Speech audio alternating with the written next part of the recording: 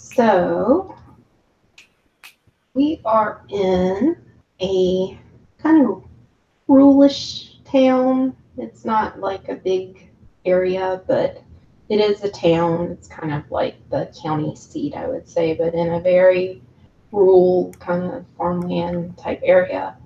You two are street urchins that are just trying to get by. You kind of been doing a pretty good job. So if you want to introduce yourselves, you may. Well, I guess this causes me to go a little bit because I'm not sure how one, as an urchin, like how old are you thinking? Oh, your ages and stuff are down there. Yeah. Oh, where? Where You're do nine. Okay, where it shows all your attacks, like your weapons, etc. There's a description button. Description. Okay. Yep, hit that. Oh, there it is. Okay. I'm only 4 feet tall. Yeah. And then there's backstory on notes as well. Yeah, I didn't do a huge backstory. It's just basic. Yep. Well, I'm not sure how I managed it, but I'm a 9-year-old gosh darn cleric. And I represent Elistray, which is now how, for certain, you say it. Obviously. Yeah. Yeah, and you were abandoned on the streets, and you have no real memories until you are found by Key, who has kind of taken you under his wing and is taking care of you right now. Yep, and I'm an 11-year-old boy. And a human, and yeah, urchin, living on the streets. You found a devil child, and you made a cleric of her. Yep. You're a very special little human. Oh, yeah. And your goddess is the goddess of joy. She's actually the drow goddess of joy. Oh, shit. Oh, I like that. I like that a lot. Joy and song, dance. I think it was like hunting and swordsmanship, just a bunch of cool stuff. So. Man, I might start worshiping her in real life. I like all these things. Yeah, well, you have to live in a cave underground. Pretty much. Okay. So, him has been begging you ever since this stupid carnival's come to town to go. She just keeps on and on about this crap. And you I want to go! And you keep telling her that it's just a waste of coin and that the coin could be put to good use, and you don't even have the coin to go in the first place. But secretly, a part of you, you're still a kid, and you kind of wish that you could make her happy, and also you kind of wish you could go yourself because there's not a lot of entertainment in your life, even if it was a temporary break.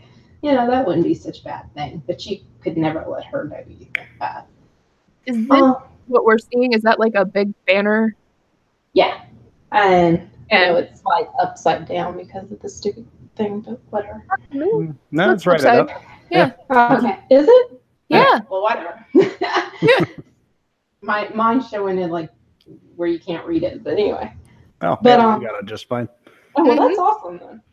So, you see these banners hung up around town, and you've been wanting to go. As you're walking down the street, having this discussion again, you notice a pouch just lying there on the ground, which is the weirdest thing ever. So you grab it up real quick, and you kind of pull him to like a little shady corner, and you kind of look in and to see what you have, and 3 gold coins fall into your dirty little palm. Oh, sweet. What is it? What is it? Free money. For me? I give her one. Yeah. Yeah. Your starting gold, actually. You have 1 and he has 2, so that works perfectly. I'll set one aside for emergencies. You've never had this much money at one time in your life. And buy a castle. Glancing at him's expression, you kind of roll your eyes and you kind of hide your grin, and you grab her hand and you turn the corner and y'all start heading in the direction of the carnival. I'm gonna like be secretly shining it. Like, I can't quit touching with it, messing with it. Well, I guess now we can go. Since you want to. We can go. I guess. Although it's all a bunch of bullshit anyway. Praise the lady. I've seen videos on their prizes, and they're shit, but they extort you for it. You head down the road and you kind of come to the outskirts of town, and there's a big carnival set up. You see kind of wagons that have been set in a circle kind of around it, and you assume that's the wagons that they keep all the contents in, when they travel places. And in the middle of it is this really cool looking circus to you guys.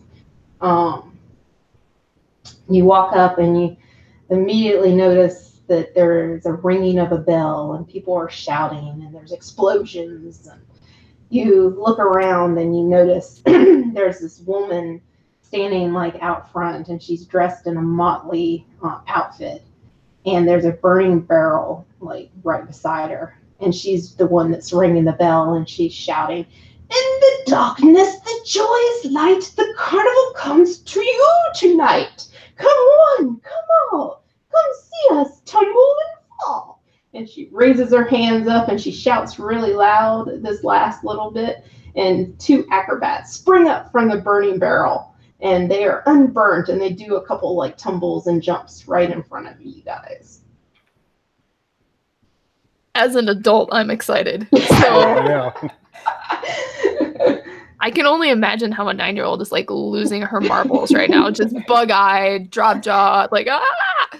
And they kind of are just bowing to the crowd and directing people in. So you get to the entrance. You get your tickets and you enter the circus. We're going to see all the things, mister. We're going to win the games. What do we want to go see first? She's going to do that thing that kids do when presented with a choice, like trying to order off the kids menu where there's 4 items, but it's still like an hour going, I've never had to make a decision before. You look around, there's tents, set up, and there's signs outside advertising strange and otherworldly delights that are found within. Fairground rides and sideshows are crowded in amongst stalls selling honey cakes and wine. Cloth walls separate areas, turning the fair into a maze with a new delight around every corner. Over the hubbub, a discordant pipe organ music blares from a wagon in the center of the carnival. And you kind of look around, there's a hell of a lot of people here. Like, you've never seen so many people. Like, they must have came from outlying areas, because there is a hell of a lot more people than you would think would have been here. So it's pretty crowded. Well, why don't we go play some games or something? Sure. All right, we'll go seek out the... Okay, you're going to... It's just... Part of me feels like, because now that I know I've got a description, I've kind of looked at it, my flaw is it's not stealing if I need it more than someone else. It's just the proliferation of pockets, and the fact that I like to hide little things in pockets makes me want to take things out of other people's pockets to put in my pockets. Yeah, is it like a densely packed crowd that we could like try to pickpocket on our way to the games? Oh yeah, I mean, it is huge, so. They should be happy to add to my joy of the day. Yeah, if that's the case, then I want to pick some pockets on the way to the games tent. All right. Roll me some sleight of hand checks. Oh, I got a +3 in that. That's only an 11. Off to a great start. And a 15. Damn. So, yeah, you're actually people are so they're already getting wasted. Like it's already happening, and you know y'all are so little, and you're just kind of milling about, and you are able to reach in, and you probably, Lucy, you probably get about 10 silver, and Slippy little fingers. and he gets about, I would say, probably about 5. 5 silver. Yeah. All right. Yeah, on your way to the games section. Baller. All right. We're so rich. So you. I think I want to put coins in different pockets so they don't make any noise. Good plan. Yep. Alrighty, so you get to the games section and you look around. There is archery. There is like the game with the milk jars that are set up with people trying to throw a ball at them and knock them down. There is a game set up over a large tub of water that has like a little plank, very small plank over it, and you're supposed to walk across while they swing these ropes back and forth with these little bags of sand on them trying to knock you off. I wish more carnivals had that. Yeah. And there's also a rope climb, and then you see a couple games of like, guess my weight, or there's like, the one with the 3 cups and they got the ball and you got to pick which cup it is after they, swirl it around. There's some grab games, like, where you grab the duck and look and try to pick the right one. And then there's one guy that's just doing, how many fingers am I holding up behind my back? So, yeah, let's see. And each one is 3 coppers to play. All right. I think we're going to need some change. Is there an ATM? Yeah.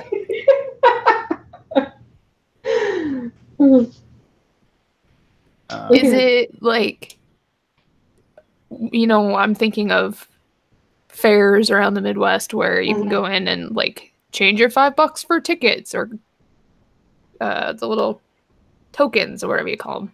There's somebody who would split a silver.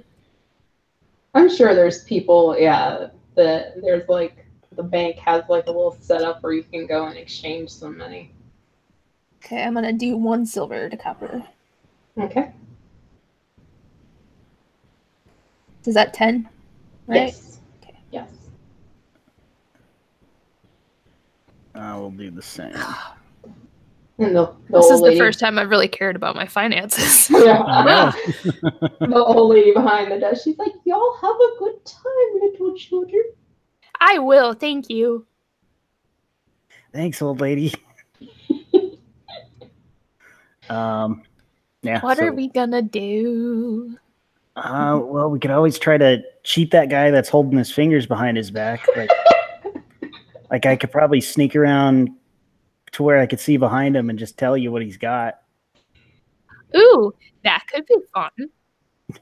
All right, let's do that. So I'll try to get to a vantage point where I can see behind this guy's back and where she can see me. Okay, give me a stealth roll. All right, stealth. So that is going to be a 14. All right, you feel like you're pretty well incognito. All right. Alrighty, so you walk up to this guy, and he's like, hi. He's like, come, little girl. Do you want to play one of the most amazing games ever? Do I get to guess the number of your fingers? Yes, but I tell you, it's not as easy as it sounds, because I've been doing this for years, and I am the master of the numbers. Oh, I don't know if I know all my numbers. I am only 9. I am this many. This is how many fingers. Well, maybe you should pick this many fingers. That's a thought. That's a thought. Where are your parents at, little one? She's gonna go doe-eyed. I don't have any.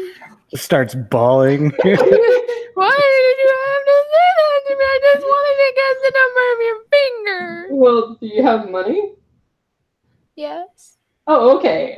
Then sure, let's play. Okay. An awful man. They're kind of, you know. Where your parents orphan. Yeah. Nowhere. My name is Batman. Well, in all fairness, looking at her, you probably thought she didn't have any money. True. You do look kind of crappy. Part of your clothes and all that goes. I'm of a height where I could punch him right in his giblets. So. Yep. Yeah. So he, all right. He's like, and he puts his hands behind his back and he kind of does like a whole rigmarole, and then he puts up the fingers and he says, "Now guess, little girl."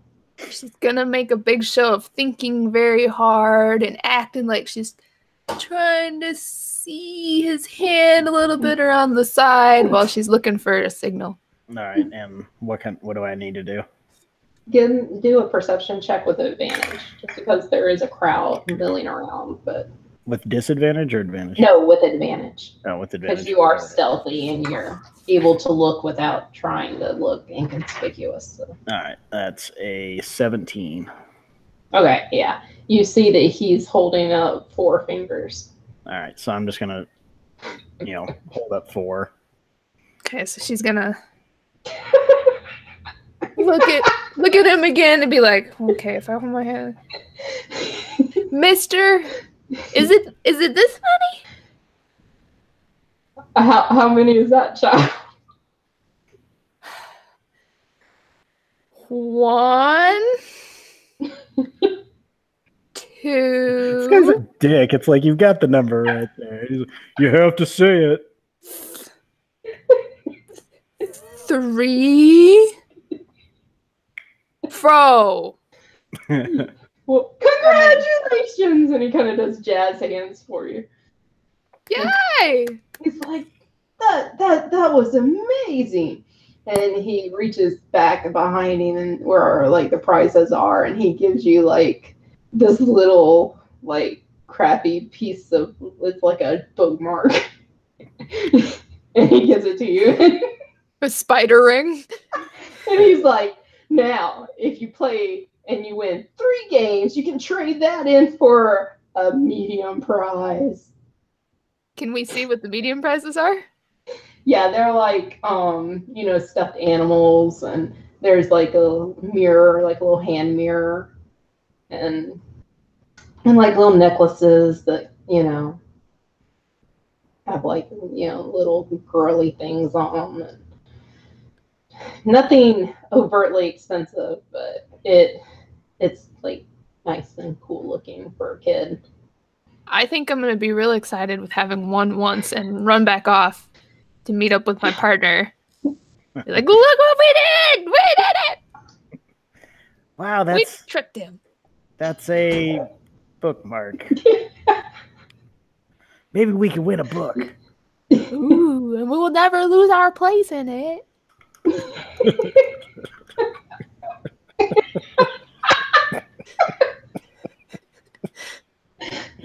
Oh boy. I love Lucy's little quips. It's hilarious. Oh, funny. Alrighty, so you have vanquished the finger guy. Yep. That was easy. I bet we could rip off every game place in this whole carnival. Solved his digit puzzle. So if you want to do more like those type of games, you have the Find the Lady challenge, which is like basically there's colored rocks, there's 9 colored rocks, and you have to pick one, and if it has a lady under, painted on it, then you win. I'm looking at my skills. I'm like, okay, I know I've got really good insight, but the 3-card money, like the Find the Lady in real life, I know better. Yeah. So it's hard to overcome that metagame knowledge. Like, and then you got the 3 cups with the ball where you have to pick the cup. Or you could do one of the other games that are more athletic oriented. Why don't you pick one this time? Okay. What's one of the more athletic ones? You got the rope climb, archery, the tub walk, and then you have knocking the milk jars down.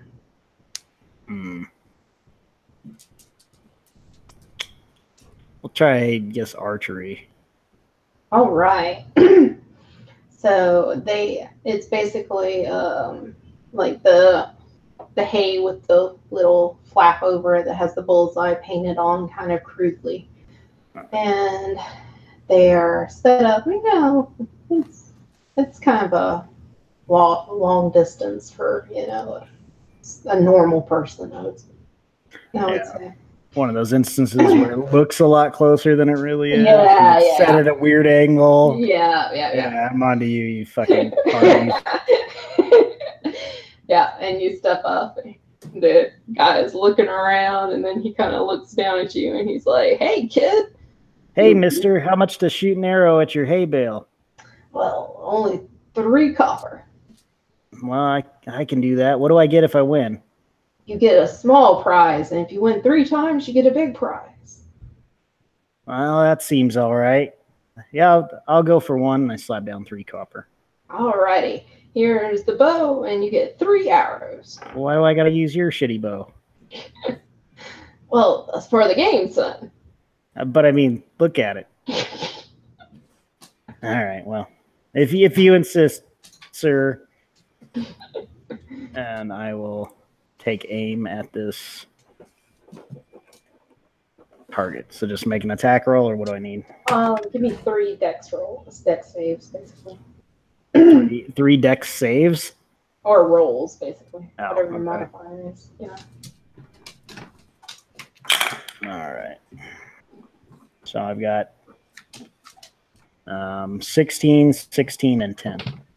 Okay, so you go pop, and you get it kind of the ring right outside the bullseye. You go pop, you get it right beside that arrow, and then you go pop again, and the string kind of catches your finger funny because it's a friggin' sucky bow, and it goes a little wide. You still hit the bale, but it's much further away from the bullseye. Mister, look how good he did. And even with that bad bow that hurt his finger. Yeah, this bow is janky as shit. Well, you got 2, so here is your prize. And he gives you like a wooden cup and like another bookmark. Oh boy, I can. We can both read the book. And we can drink out of a cup. For once. Yeah, that's probably a good prize for you guys.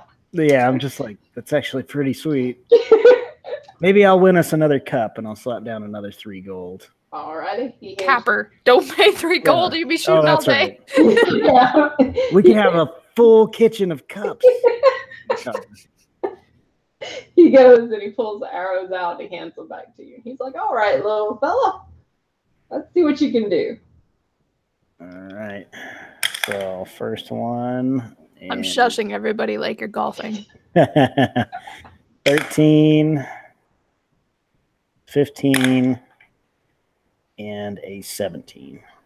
All right. So your first one, your finger still smarts a little bit, so it gets, closer than the last arrow was, but it's not where you were. And then you hit right close to the outer, within the outer ring. You're a little bit further away than your previous arrows, but you're still in it. And then with the last one, you hit the very edge of the bullseye. And then Carney starts clapping. He's like, "Good job, lad. Good job." Yeah, this thing is still a piece of shit. Like, I have a bow. I could just use my bow. But then, it wouldn't be the game. Well, the game but is then everybody could see how good. Slice off your finger and see how you shoot with that one? That's not fair, mister. Anyway, so did you actually say slice off your finger? Yeah. It's like, look at She this is so concerned. Oh my god. It's fine. It just hurts a little bit because he made that thing out of barbed wire, it feels like. She's gonna get real mad at the carny. You are gonna take away his finger. Well, I'm sure he was exaggerating this. Here, I don't think so.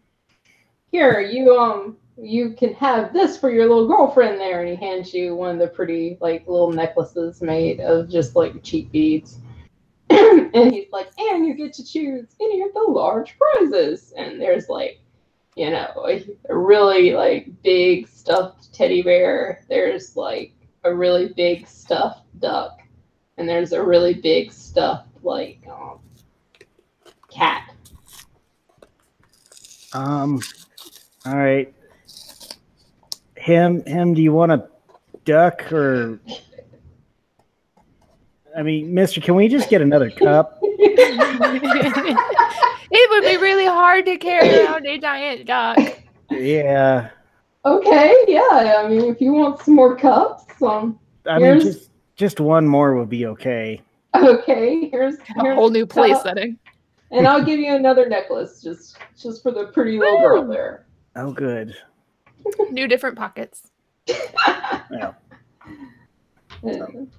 Would you like to try your luck again, son? Or maybe the pretty lady would like a chance. Do you want to try? I'm not supposed to play with the sharp things.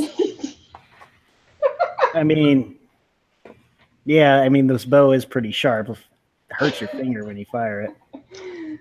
All right, son. Well, why don't you go partake in some of the other games then? Thanks, You mister. don't have any idea how close I was to being like spiritual weapon. Oh, Lordy. All right, so you have the plank game, you have the wall climb, you have the ball with 3 cups, you have the milk jug like toss. Well, I bet you I could do that wall climb real good. I was thinking that too. Let's go up the wall.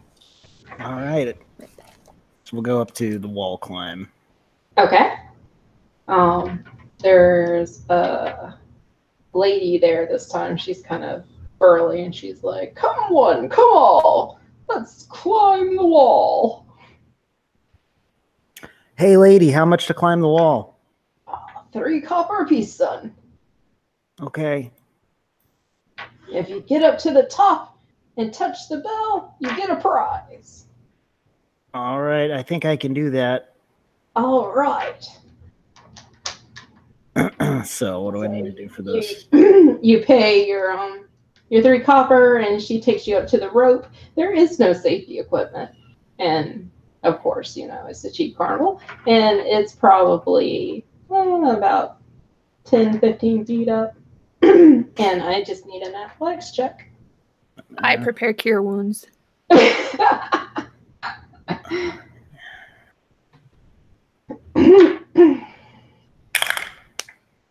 Well, that's only a 7. He starts going, and he gets probably about 5 feet up, and then his hands get sweaty, and he slips, and he falls on his butt. Oof. Are you okay? Yeah. This rope's just a little janky. Can I try, lady? Sure, little girl. Come on up. You said athletics? Athletics. Not that it matters because they're both +1. Oh, that's a 15. A 15? Yeah. Him starts making her way up the rope. You get kind of up there, and you feel almost like an oily substance, but you're able to power through it and get up and ring the bell. It feels like the rope is sweating. Or maybe crying. That's probably just from all the people that have been on it today, little girl. I don't like it. Well, come on down and get your prize. She's gonna walk over to him and be like, "Feel my hands. Yeah, There's stuff." That's gross. I'll pull out like a dirty rag and be like, "Here, clean your hands." I don't want it on my prize. You wipe your hands off, and the lady's like, a pretty doll for a pretty girl, and she hands you like a really basic cloth doll. You know, it's basically like a sock that's been tied off, cut, and then like sewn into a doll. She's a very happy child, even if this doesn't seem like a particularly useful prize. Yeah. Yeah. Great, thanks, lady. You're welcome, little girl. Would you like to try again, sir, young man? Not really. That rope's nasty. You should really put a new one up. He could get rope juice on his hands, too. Yeah. I'm not in charge of cleaning. I'm only in charge of manning the rope. I mean, it's... Who is in charge of cleaning? We could tell them. They really could do it now. Really bad when you have two gutter children telling you your shit's not clean. It's when you know you've hit rock bottom, man. Well, why don't you two run along then? Okay. Is she gonna chase us? Why do we need to run? She might. Oh, no. Then again, that rope's real nasty. We'll see her coming. We'll hear the squelch, squelch, squelch. Hey, since you have disgusting hands from that rope, let's go find some food. Ooh.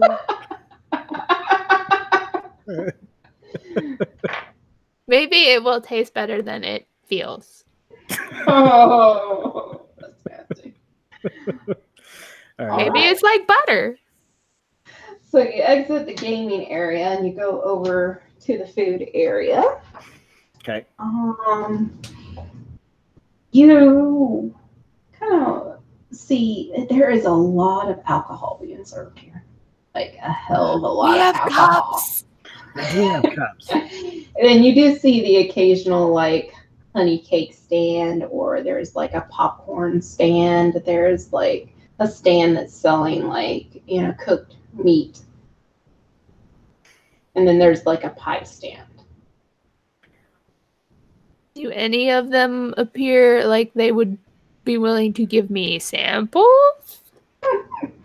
You don't really see anybody doing samples right now. You just see them trying to manage this crowd. And you do notice that the crowd is pretty boisterous around these food areas. Everybody's pretty much getting sloshed and chomping on very overpriced food. Which of the stalls looks like they're giving out, like, just... I'm thinking of, like, a cotton candy or popcorn stand where they're just...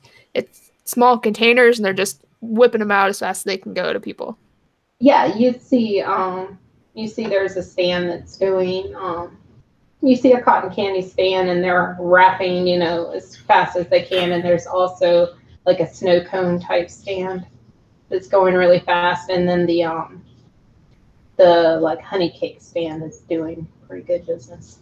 I want to slide in behind whatever large family I can find and see if I can snag a couple of whatever they're ordering. You handle some food and I'll go see about getting us something to drink. Can I have your cup? I'll hand over my cup. All right. All right. So we'll start with him. Give me a sleight of hand check. Just realized that's going to get very confusing. We'll start with him. Oh, you mean her? Oh, yeah, I know, right? No. +3 is 17. 17. Yeah, you find this really large, like, family, must be farmers, and you just hang in the back and they're passing the food down and you just get past all this food. You get like thank you. You get a big old, you know, thing of the cotton candy, and you also get a couple honey cakes. Sweet. And then she's gonna turn and stroll, just like, thank you. Yeah. And they don't even realize. Yeah. And then Keith, you're going for one of the wine stalls. What else they got other than the wine? Wine. I am 9. It's like wine and beer, and then there is like some water, like set up. That's all. The water's free, but there is wine and alcohol. I'll go for the beer. I think that's what an 11-year-old would do. All right. Are you just walking up? How are you approaching this? What does it look like?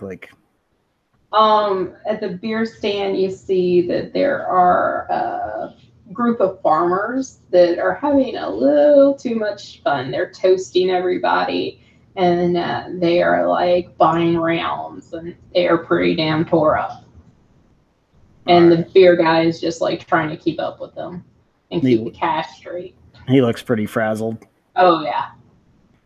All right. Is there like one especially drunk guy that's like maybe a little too tipsy at this point and kind of like obnoxious? Basically all of them. All right. I'm going to go up to one of them and say, what's your name, mister? I'm Jeff. Jeff, can I get you another drink? Do you need a refill? No, you need a drink, son? Put hair on your chest. Well, Phil? Yeah, Jeff. Don't start a fire near him. I could use 2 of them, and I brought my own cups, and I'm gonna pull out my mugs. Hey, barkeep, give 2 drinks for my little man here. And he puts his like arm over you, and he's real sweaty, and he stinks to high heaven. And the barkeep like passes the drinks down, and he hands them to you, and he's like, "What's your name, little man?" Jeff. Really? We're both Jeffs. He like gets a little tears. He's like, "I've always wanted a little Jeff." Okay. A toast to the Jeffs in the world. Clink, clink, and I'll take a sip, and then I'll be like, I gotta go find my sister, Jeff. Nice meeting you, Jeff. And then I'll run away with our drinks. Just moonwalk backwards, so it looks like you're walking towards him. Yep. You kind of unsettle him, and he kind of falls back on his ass, and the beer kind of spills on him. But he doesn't really care. He's just still drinking, and everybody's laughing. So I'll go and find him. Yeah. When he gets back, I'm gonna touch his shoulder and be like, did you roll on the rope? No, I got Jeffed. Oh no! Look, I brought you a beer. Look what I got! Wow, you did way better than I did. And there's like tables set up. You could probably find a spot if you wanted to, because most people are like up and just like perusing the place, you know. Yeah. There's only families are really sitting down and eating. Everybody else is just kind of eating as they walk around and making merry. Yeah. Someplace sheltered and safe. Yeah, like maybe underneath a wagon where we can watch people. Yeah. Okay. Yeah, y'all crawl under one of the wagons. They're not really being guarded because they're empty. They're just empty wagons. So you can either get underneath it or inside it, whichever one you prefer. Maybe propped up against the wheel. Just Okay. Someplace we can escape if we need to. Yep. Yeah. And y'all sit down on your people watching. Roll me some perception checks. Oh. Where? Non-natural 20. Nice. You did way better than me. Twice as good, actually, because I got a 10. You're just like buried in one of those honey I'm cakes. busy sticking little bits of food away. And the beer's kind of affected you too. You guys do not drink, so you can imagine a 9-year-old drinking a whole big cup of beer. So. Yeah, I don't know why grown-up people like this though. This tastes like ass water. These webs make the world spinny. Key, you notice you're just looking through the crowd, and you do notice that not huge concentrations, but sporadically there's like 2 or 3 figures that are just kind of milling in the crowd. They're wearing like all black, and then they don't have faces. Instead, it's just like a blank white mask.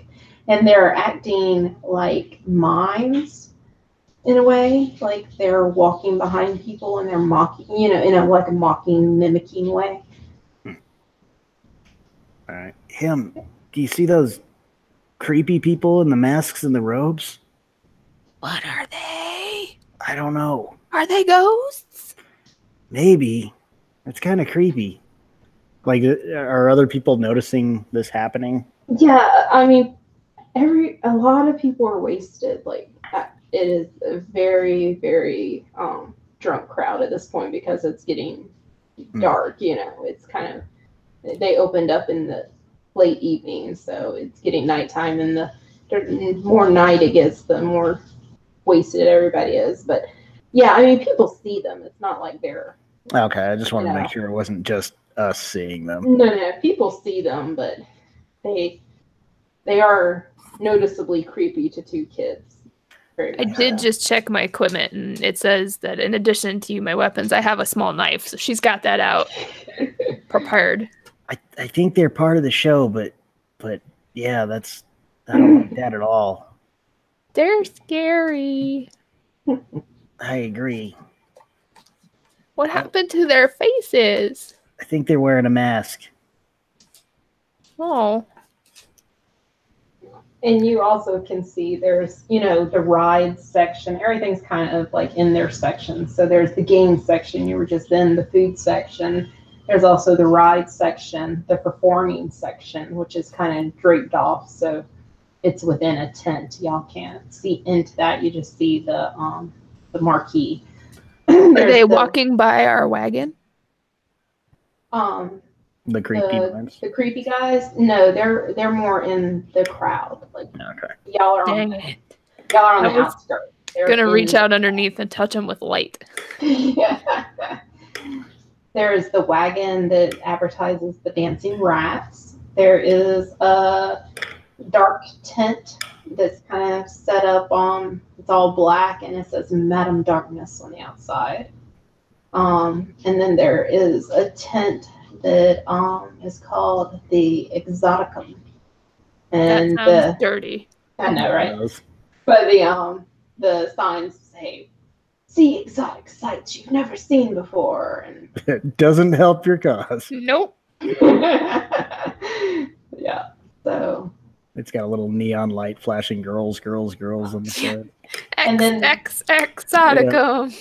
Yeah. And there is also kind of off from everything, there is this really big tent and it says Mirror Maze, and you see a bunch of those creepy guys are standing out in front of it. Have you ever been in a real mirror maze? Yeah. Yeah. It fucks with your brain. Yeah, it does. Oh man. Yep. Yeah. Well, since we're all full of sugar and beer, we should probably go find the biggest ride possible.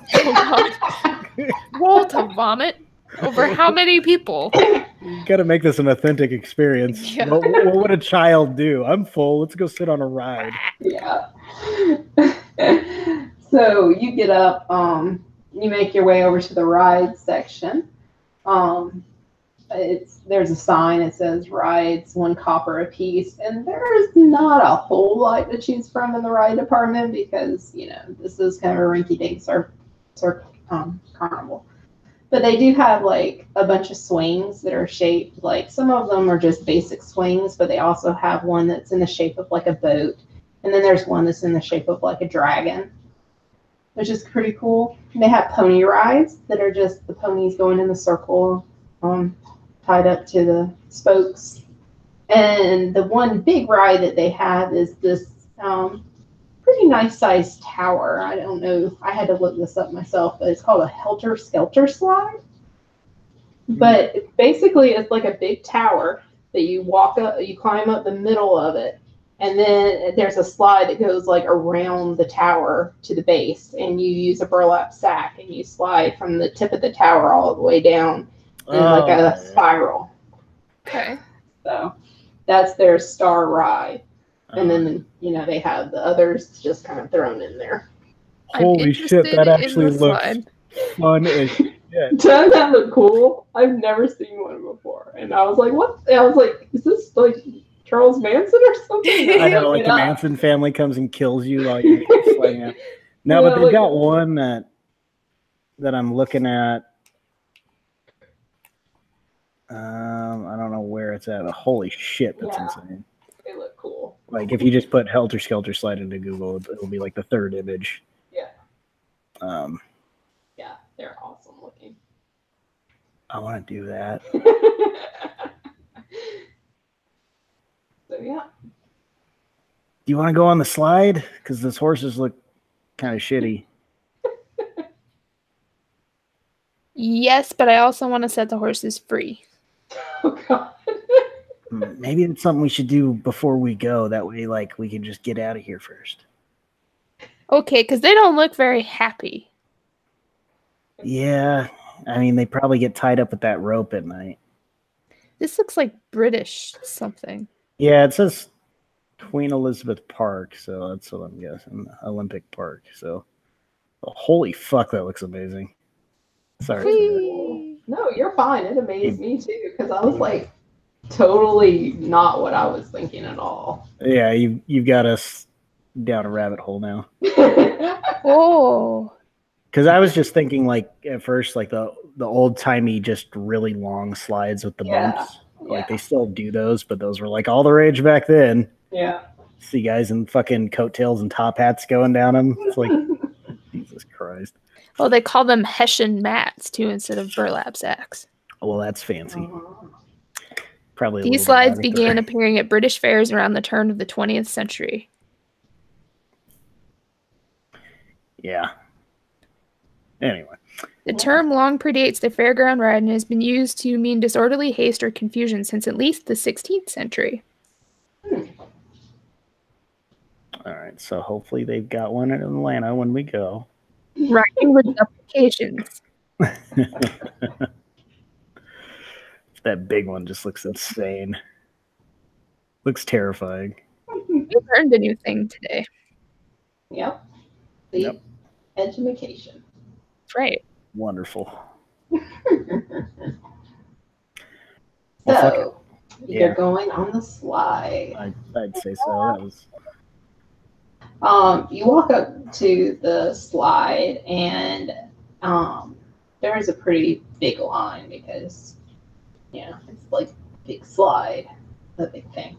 You wait your turn, and as you approach the front, you notice that the guy that is in charge of the slide that's, taking your money and all that is dressed up as a clown, but he is like a pretty fucking terrifying looking clown in your opinion. Like his makeup is not quite done well. I mean, think Heath Ledger, like Joker makeup, like it's done horribly, and he's in it out. He's in like a clown suit, but it's dirty and like torn in places. He's smoking like a big cigar. All right. We'll keep my knife handy. Got two for the slide, mister. Yeah. I mean, 2 copper. All right. You're not a very good clown. You don't make people happy. He kind of like takes a puff of his cigar and he blows it out kind of as he's bending down to you, and he's like, I turn a little green.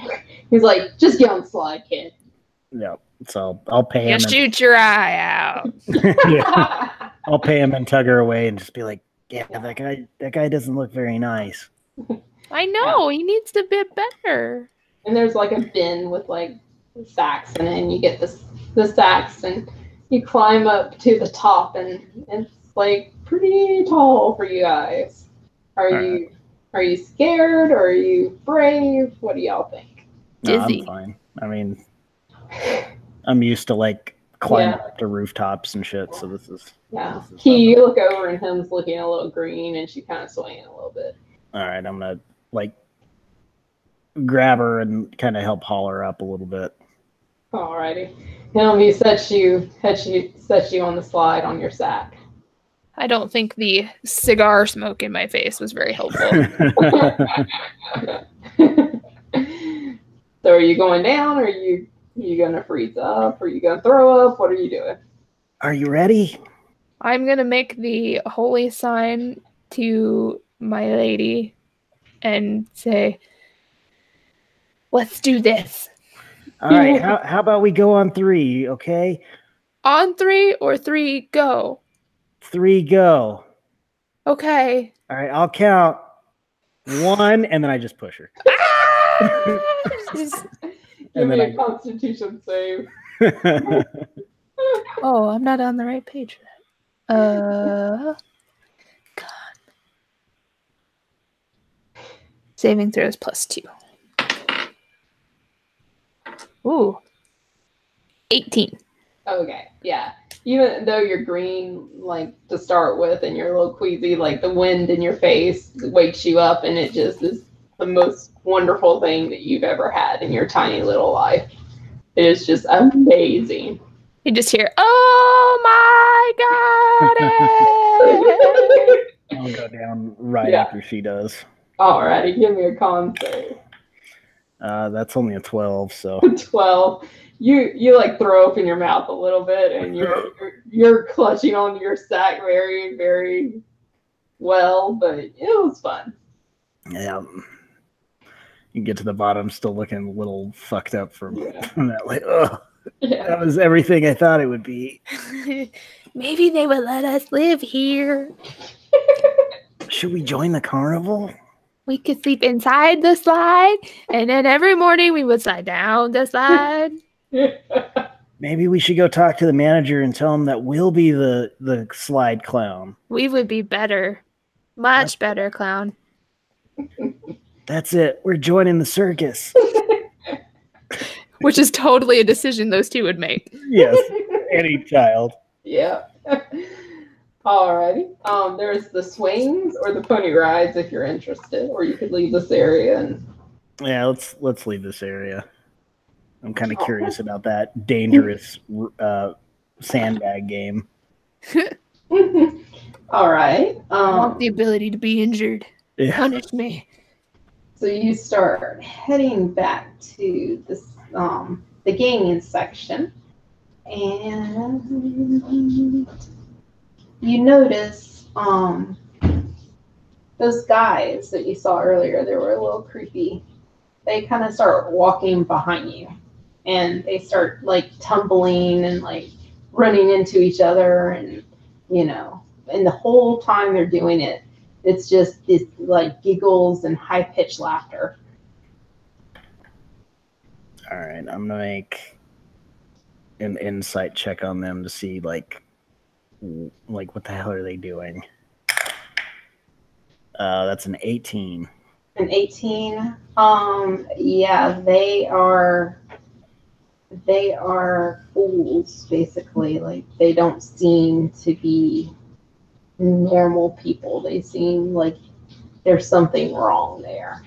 Oh, okay. And they're like, and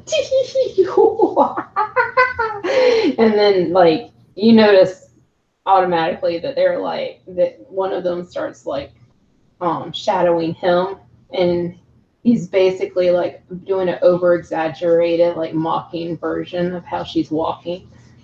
Okay, she's gonna stomp to a stop and around, and I don't like you. Go away. And he puts his hands, or the figure puts their hands on their hips, and it's like, and they all start like tittering laughter. I think this is their jobs. I don't like it. Alice Gray doesn't like it either. Maybe if you just ignore them, they'll go away. All right, we'll turn and we'll walk a few more steps. No. When you turn and walk, give me some perception checks. Okay. That's a 15. Same. You start feeling him like something touching your hair, and you feel something like it's like lifting your dagger off your belt. She's gonna turn and kick him. Yeah, I'm gonna throw an elbow. Alrighty. You turn around and you kick him. Give me just basic attack rolls. All right. Like Natural fucking 20. Nice. Wow. I don't know what my attack bonus is for unarmed. It's actually on there. It is 1 plus strength modifier. Yours is +3 for unarmed strike. All right, so that's a 14. Oh yeah, mine's +2 to hit, and then just 1. What tab is that on? Is that it's on your actions. Okay. Yeah. Yeah. So 14. So you stomp, you like kick back and you kick the shin basically, but he elbows him square in the nuts, and he grabs himself and goes down, and y'all kind of take up a fighting stance, and you hear, "Shoot! Off with you! Away, fools! Away!" And you turn around, and one of the carnies that was working a booth nearby has come over, and he's shooing them off, and the fools automatically drop. They drop your dagger, and they run away dramatically with hands in the air, and we told them we didn't like it. Well, now they're just stealing from us, and that's not very nice. I'm sorry about that. The fools, they're new to the carnival, and they're just trouble waiting to happen, in my opinion. But that thing's spooky enough without them making trouble around here. Yeah, they're worse than that nasty clown at the slide.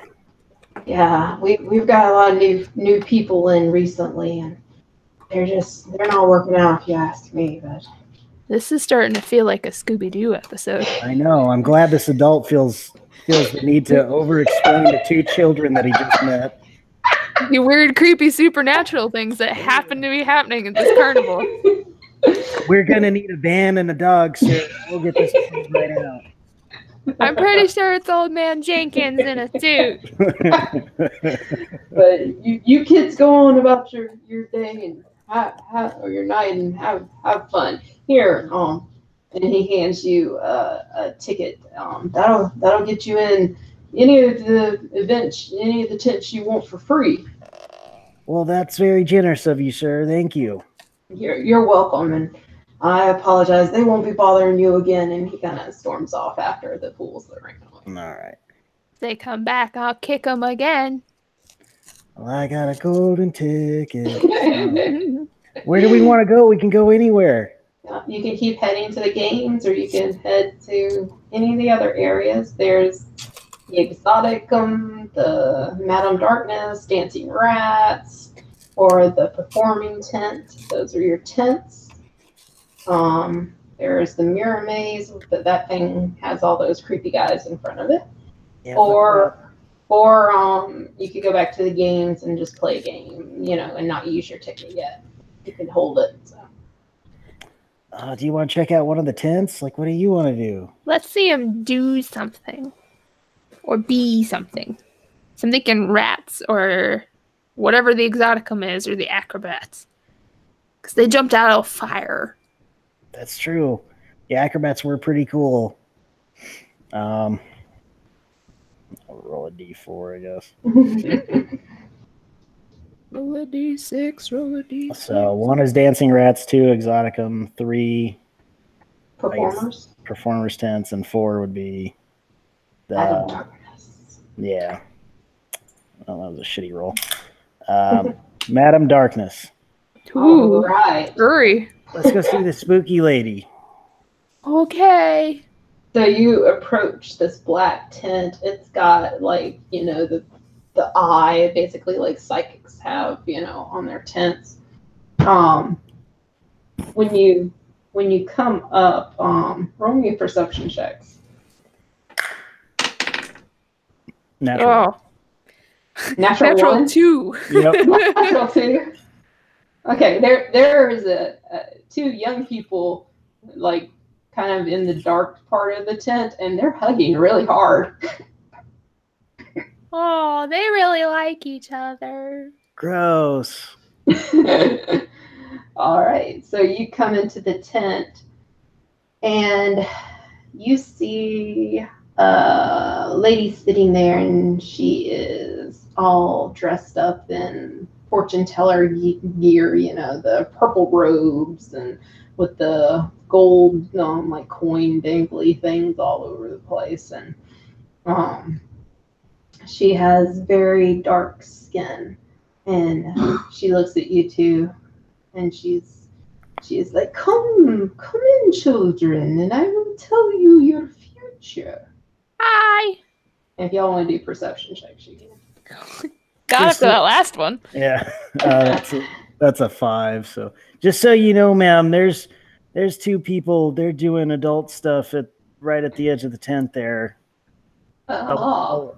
A lot of public displays of affection happening. It's not good for business. Well, Madame Darkness told them that they were soulmates, so they must just be expressing their joy. Okay. I like joy. What was your rolls? 12. 5. 5. With a 12, Luce, like, you can't per se sure, but you kind of see, like, they're, like, instead of being dark, like your goddess, like, she's trying to pass herself off as a drow. But you know kind of what your goddess looks like. And this chick, like, there's gold, like, skin showing through parts of the makeup. Like, you don't know what she is, but you know that she ain't no drow. And Key, yeah, she's totally like this dark, mysterious woman that's psychic, and it's so cool. And she's like, come, children, come. For 5 silver pieces, Madame Darkness will tell you your future. Is she behind a table? Is she, like, standing welcoming us? No, she's, like, sitting at the table with, like, the crystal ball and candles all over the place. But is she on the other side of it from us? Yeah. Like, there's chairs in front of her, and... Dang it, I wanted to walk up to her. We've got this magic ticket that a guy gave us. Will this work? For the other tents, yes, but not for Madame Darkness, for I am special, you see. There is no one like me who can see the future and tell you your hopes and dreams, whether they come true or false. Wow, that's a lot of silver. Well, I am worth it, I assure you. Look at the happy couple outside. Yeah, I don't want to. No. If you're not interested, there's no hard feelings. You can just go about your day. I don't want what happened to those 2 outside to happen to us. So we're just gonna go, and good luck. I want to walk up at that point and shake her hand. You like spit in your hand first. All right. And she kind of shakes your hand. And I'm going to wipe at the stuff and see if it comes off. Oh, yeah, it comes off. She kind of pulls her hand back. She's like, you little shit, get out of my tent. You are not like my lady. Run. You're pretend. Damn, run. Get out. And she points she like stands and points to the flap before I send for somebody to make you leave. Yeah, I'm gonna tow her along. We gotta I'm get out gonna of do here. the stomp out angry kid thing. Like, that is not like the lady. She is not a dark lady. She is pretending. She has makeup all over. She made those people kiss. Gross. Yeah, I think everybody's faking around here. Hi, Levi. Levi's like, I'll kiss, Daddy. Yeah, apparently. Not you. All right, so you exit her tent. Yeah, let's go find those acrobats, I guess. All right. Madam Darkness. Madam Faker. All right. You get to the performing tent, and there is a barker outside, and he's like, come see. the acts of death-defying adventure await inside the tent of the performers. 1 silver piece each, and you will see amazing things. We've got a ticket. Oh, then come in, children, come in. And he takes your ticket and ushers you in. All right. That's right. You go inside, and it's basically like areas that are separated off by basically like hanging fabric, but it's a pretty big, like, imagine like a circus tent, but like there's fabric like draping off sections of the circle, so everything's kind of kept separate. And Like there's like wedges? yeah, like wedges. And Okay. there's like a line that you walk down and you watch, these guys perform. Okay. So you walk up to the first one, and there is this guy, and he's throwing knives at this lady on a wheel. And she's spinning around, and he's just whipping these knives back and forth, and he does amazing, and he doesn't hit her at all.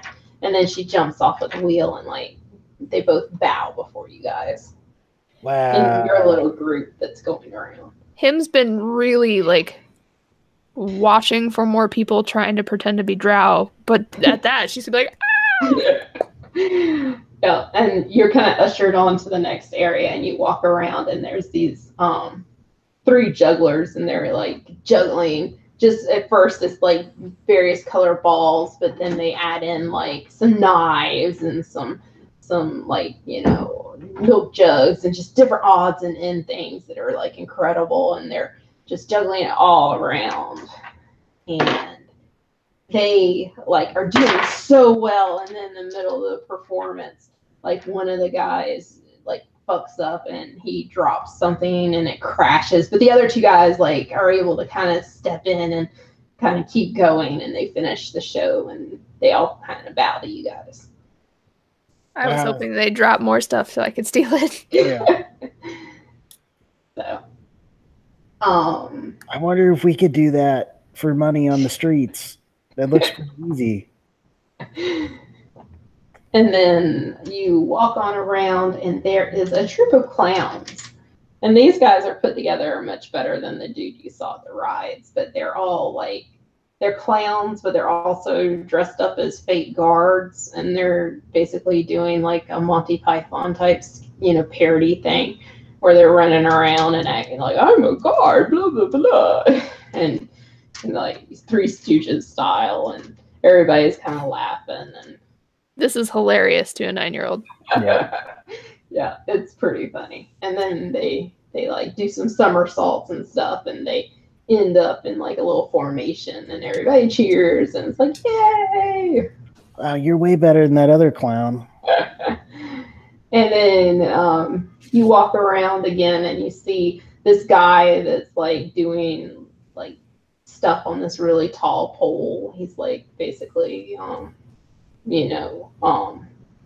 what is it? I don't want to say contortionist, but he's like balancing really well, and he's doing all these like splits and just holding himself up with his hand, and then he like holds himself up with his jaw, and all his whole body weight. And Is he going to fall? Yeah. I don't know. It's scary though. Yeah. And he does a pretty good job. He doesn't fall. And it's not as impressive as you thought it would be. Watching it gets a little boring halfway through, but, he does a pretty good job. So everybody claps. And next there is the acrobats, kind of like the guys you saw out front, and they do all kinds of stunts. They do the burning barrel thing again, which you'd already seen, but they also do all these other cool stunts like flips and cheerleading kind of routine things where they're flying in the air and all this stuff, and it's really cool. And then you get to the last section, and like before you get up there, like you hear like a ruckus coming from the group before you in this section, and then you get up there and you see why. And there's like this big sign that says pickles and jam, and you see these 2 halflings that are dressed in like clown faces, and they've got like these huge, big, floppy shoes, and they are just sitting there, kind of staring at you. And when you all get together, they're like the one on the right's like, "I'm Jam, and this is Pickles," and I'm sorry, he's Jam, and I'm Pickles, and I'll eat anything you give me. Come on, crowd, what you got? I'll eat anything. I don't want to give him any of my things. Yeah, I don't have anything to give him. And you see, like, everybody's kind of like, what the fuck, looking around. And then some guy's like, okay. And he hands him, like, a copper piece. And the dude, like, swallows it back. And he's like, come on, you can do better than that. Do you think he would eat the rope from the wall? I was actually just thinking that. And he looks over, he's like, Jam, you got anything for me? And Jam reaches into this sack that's beside him, and he pulls out this rat. And he kind of smiles, and you can tell his teeth's all like gnarly and grizzled, and there's like some stuff stuck in there. You can't tell what it is. And he bites the head off the rat, and he like tosses it to Pickles, and then he like spits the blood all over you guys. Oh, that's disgusting. I have a pet mouse. Yeah. And he reaches into the sack, and next he pulls out a chicken, and he does the same thing. Yeah, let's get out of here. Fuck this. No, not okay. That's terrible. Yeah, and everybody's like very disgusted by this. Yeah, I don't like that at all. Yeah, they're basically the geeks. So yeah. So you guys run out, and it was a really good show up until that last thing, and that left like a bad taste in your mouth. God, that show is worse than beer. Oh.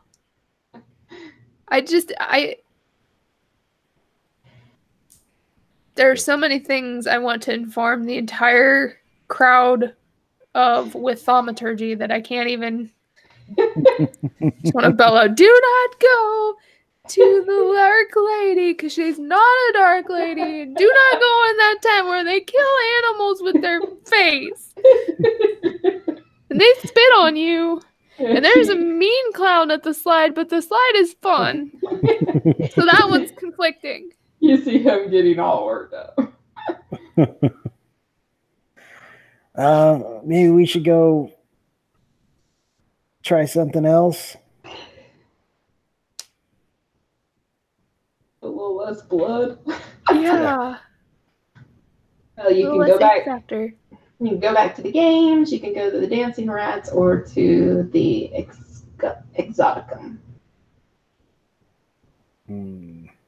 What do you think, Lucy? Is there anybody outside the exoticum? Let's see.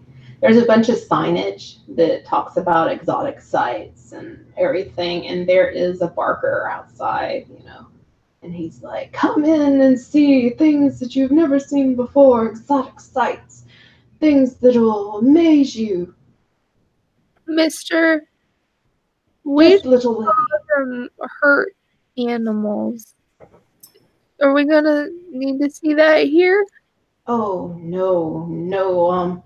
We do not hurt animals here, but there are amazing things that you'll never see again. There are some animals that have been preserved, but they are not, we have not killed them. We have gotten them after the fact. But they are marvels that I promise you've never laid eyes on before. She'll look at Keen like, is that okay? Yeah, it sounds pretty good. As long as we don't see more of that pickles and jam bullshit.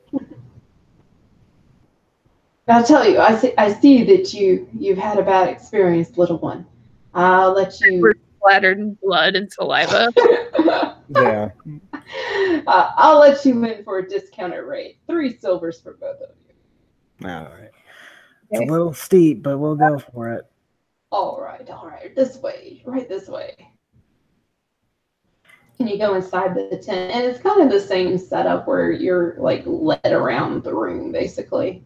The first room you come to is like pickle jars with like Oh no. with like, you know, oddities in it. The big headliner is the two-headed cat, you know, embryo that's like in this huge jar. But there's other little oddities, you know, stacked around. And you move on from there. There is a contortionist that is performing. She's like getting in and out of suitcases and things like that, and she's tattooed head to toe, which is something that you've never seen before, especially for a woman. Wow. Very exciting for him, but she might have nightmares. You go to the next area, and there is a living man-shaped construct. And this construct is so beautiful, like some people will have tears in their eyes. What does it do? It's like a construct. It just is kind of sitting there and walking around. And it's not really doing much. It's just the fact that it's so perfect. I want to try and talk to it. Hello. Hello, little girl. Time. What did you say? Are you having a good time? Oh, quite a good time. Are you having a good time? And he kind of gives you the smolder.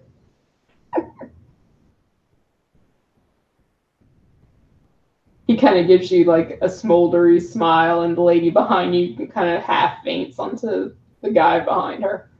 Like, oh. Mr. I'm 9. I didn't mean it in that way, child. Carry on. I recognize that. What are you made out of? A little of this, a little of that. Me too, kind of. I have like people, and I have horns. Yes. And you hear like the carny leading your party. He's like, this way, this way. But we're conversing. Well, come on, we gotta go before we hold up the line. Yeah. Bye. Lucy, give me a perception check.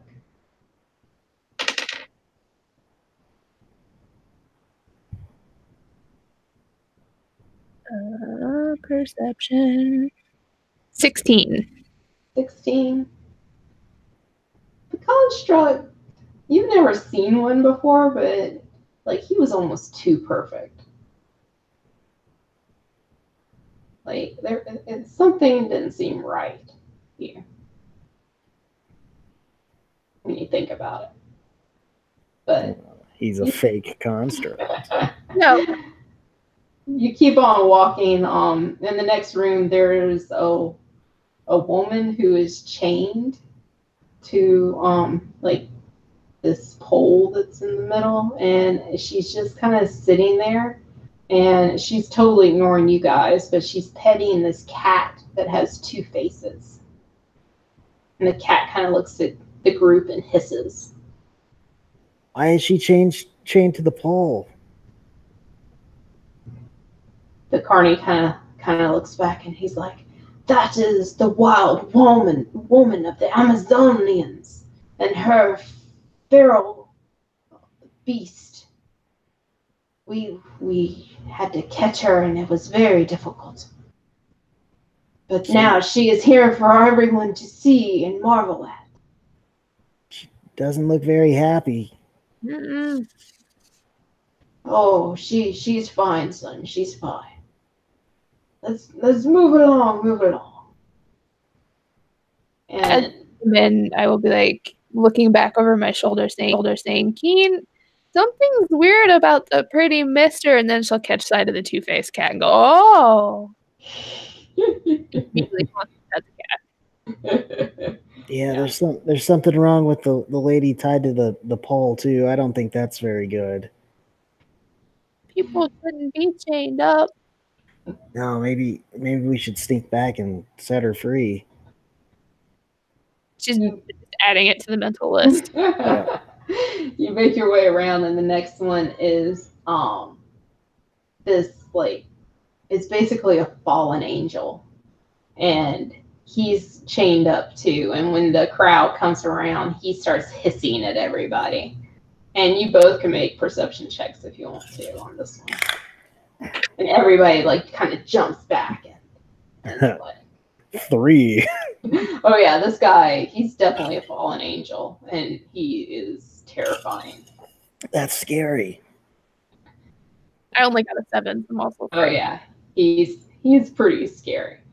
And the Carney's like, fell from heaven, bask in the celestial glory of our fallen angel.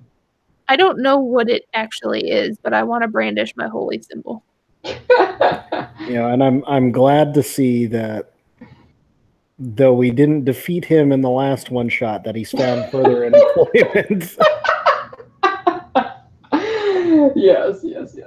Yeah, we fought a Dave planar, and we ran. Yeah, which was a good choice after. It got out of hand. Yeah, thing was brutal. I still say y'all would have got it if the demon when Katie summoned a demon and then she lost control of it like after one round, and it stayed for like 3 or 4 rounds and just destroyed people. I don't know. Like I don't think we were gonna make it because I was getting fucked. That's true. But anyway, and you come around to the last one, and there's this goblin, which y'all have never seen a goblin before. So it's really cool. And he's got like a flute, and he is charming snakes, like cobra-looking snakes. That's so cool. Yeah, and you can do a perception on him too if you want to. 5. That's the coolest thing you've seen. I'm following the flute back and forth as he's telling the snakes. Yeah. Oh. Yeah. And then you exit, and some people start clapping and cheering, and the carny that was leading you like does a little bow, and then he goes back to the front to take the next group through. I don't like that he bowed like he did something. Yeah, he's kind of a prick, but I feel bad about the Amazon lady. The pretty mister. And I don't know if the snakes were very happy either. They were dancing, though. Dance. Y'all want to take a smoke break? Yeah, sure. Or okay, because you got the dancing rats left, and then the if you want to go back to the games, and then it's just the mirror place. Okay. And I can just take my laptop outside. Yeah, I'm gonna go to the restroom. I'll be right back. Yeah, I'm gonna get dog meds. All right. That's you. Yes, that is you.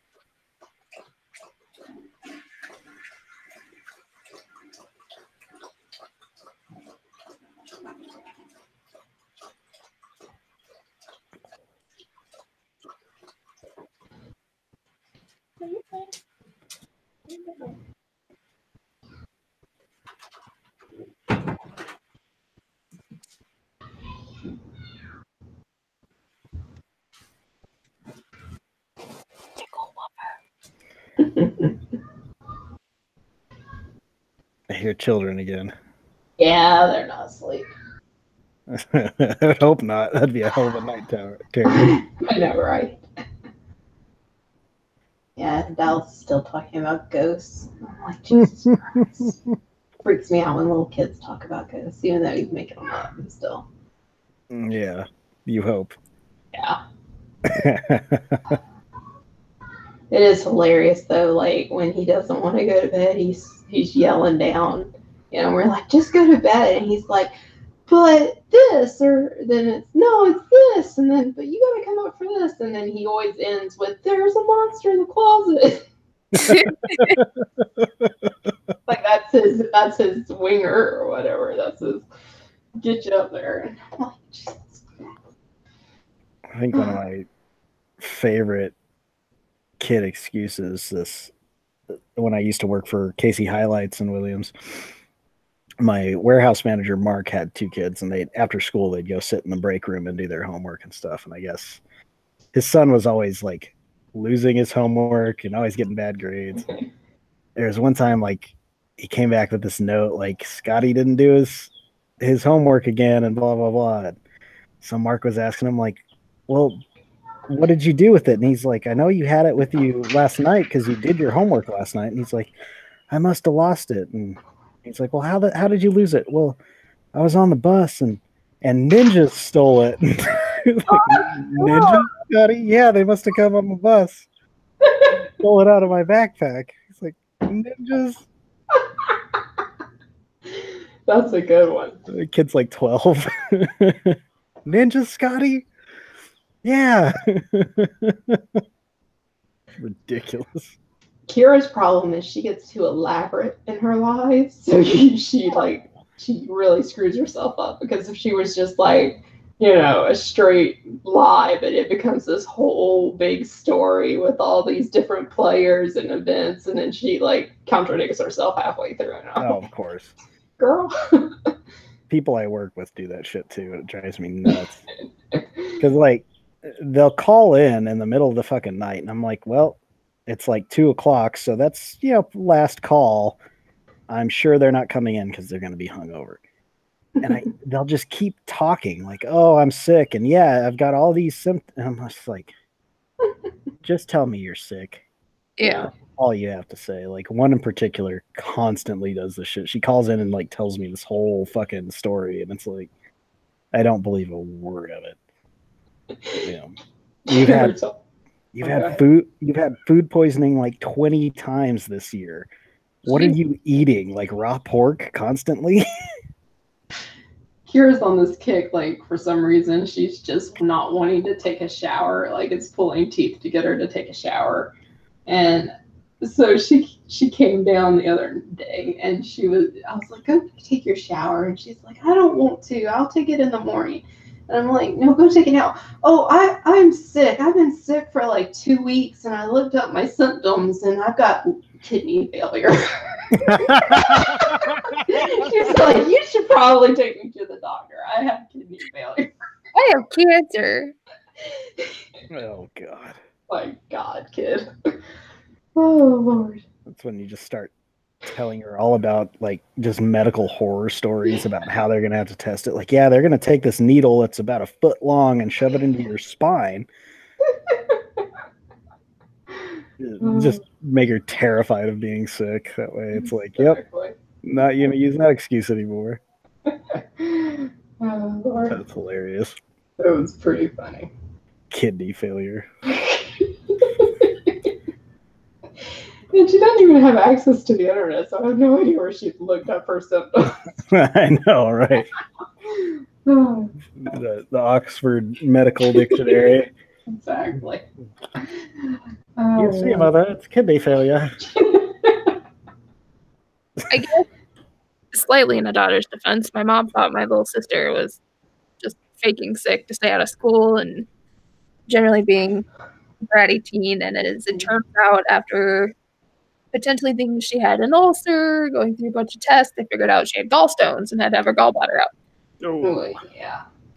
Yeah, I had a similar experience where one summer my grandma was watching us kids, and like I was just in constant pain, like it was in my stomach and felt terrible all the time, you know, everything hurt, like going to the bathroom hurt, anything, and kept telling my grandma like there's something wrong, and she would just get pissed like, yeah, you just ate too much or blah blah blah, and like she was just pissy about it. I don't know why. And then like turned out my appendix were about to burst, so that was fun. I went a week in just excruciating pain.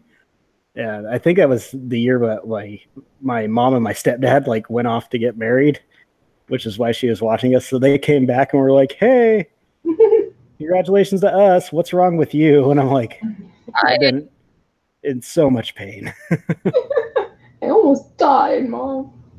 Literally. Yeah, they came back from vacation and were all happy and then had to take me to the fucking hospital. How old are you? God, that was God, I must have been like 8 or 9. That's terrifying for a kid. Yeah. Just not knowing what's wrong and being like, okay, I can't even like pee. It's excruciating. Yeah. So yep. So their anniversaries are special. Fun. I have Yeah. All right, so you have the dancing rats. You have the mirror maze with the creepy guys outside, and you have a couple more games if you want to do that. I'm afraid of what they're doing to the rats. If everything we've seen. Yeah, we should probably go see what the dancing rats do. All right. We'll go to the dancing rats. You head over, and it is it's a wagon that's kind of enclosed, and there's like a tent kind of, or y'all are kind of standing probably in like the back, and there's like a tent surrounding the front of the wagon, and there's like a little entrance kind of off to the side where the barker is. And he's like, come and see the amazing dancing rats. How much to see the rats, mister? 2 silver pieces, young man. 1 for you and 1 for your little girlfriend there. All right, I've got 1 silver left, so. I got a silver for myself. All right. Alrighty. You enter, and there is like little bench seating basically. There's probably about 3 or 4 benches, per row. So where would you like to sit? Right up front. Yeah. Right up. All right. You get right up front, and the crowd kind of fills in, and you see the tent flaps close, and the lights go out, and you hear flute music kind of start playing, and then torches are lit, and like, and the wagon, the curtain is pulled back on the wagon, and you see dozens and dozens of rats like in this little stage in this wagon. And at first they're just kind of standing there, and as the music plays some more, they start actually dancing. And you see the mirrors are lining the inside of the wagon, and it makes it look huge to your little eyes. Whoa. Yeah. And the music is playing. The rats are dancing. You both have pet rats, right? I have a mouse. Yeah, I think we both have mice. Yeah. Since we're only allowed to have mice. Mm-hmm. Do you keep them like in your body, like in your shirt or in your cloak, or like where? Not inside my body. Oh, God. Not Richard Gere here. Well,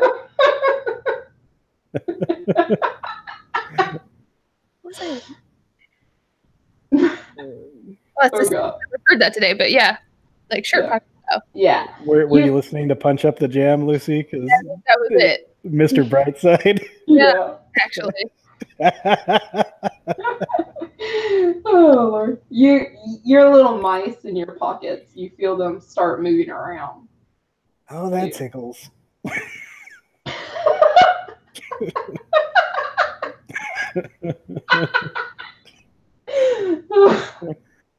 Yeah.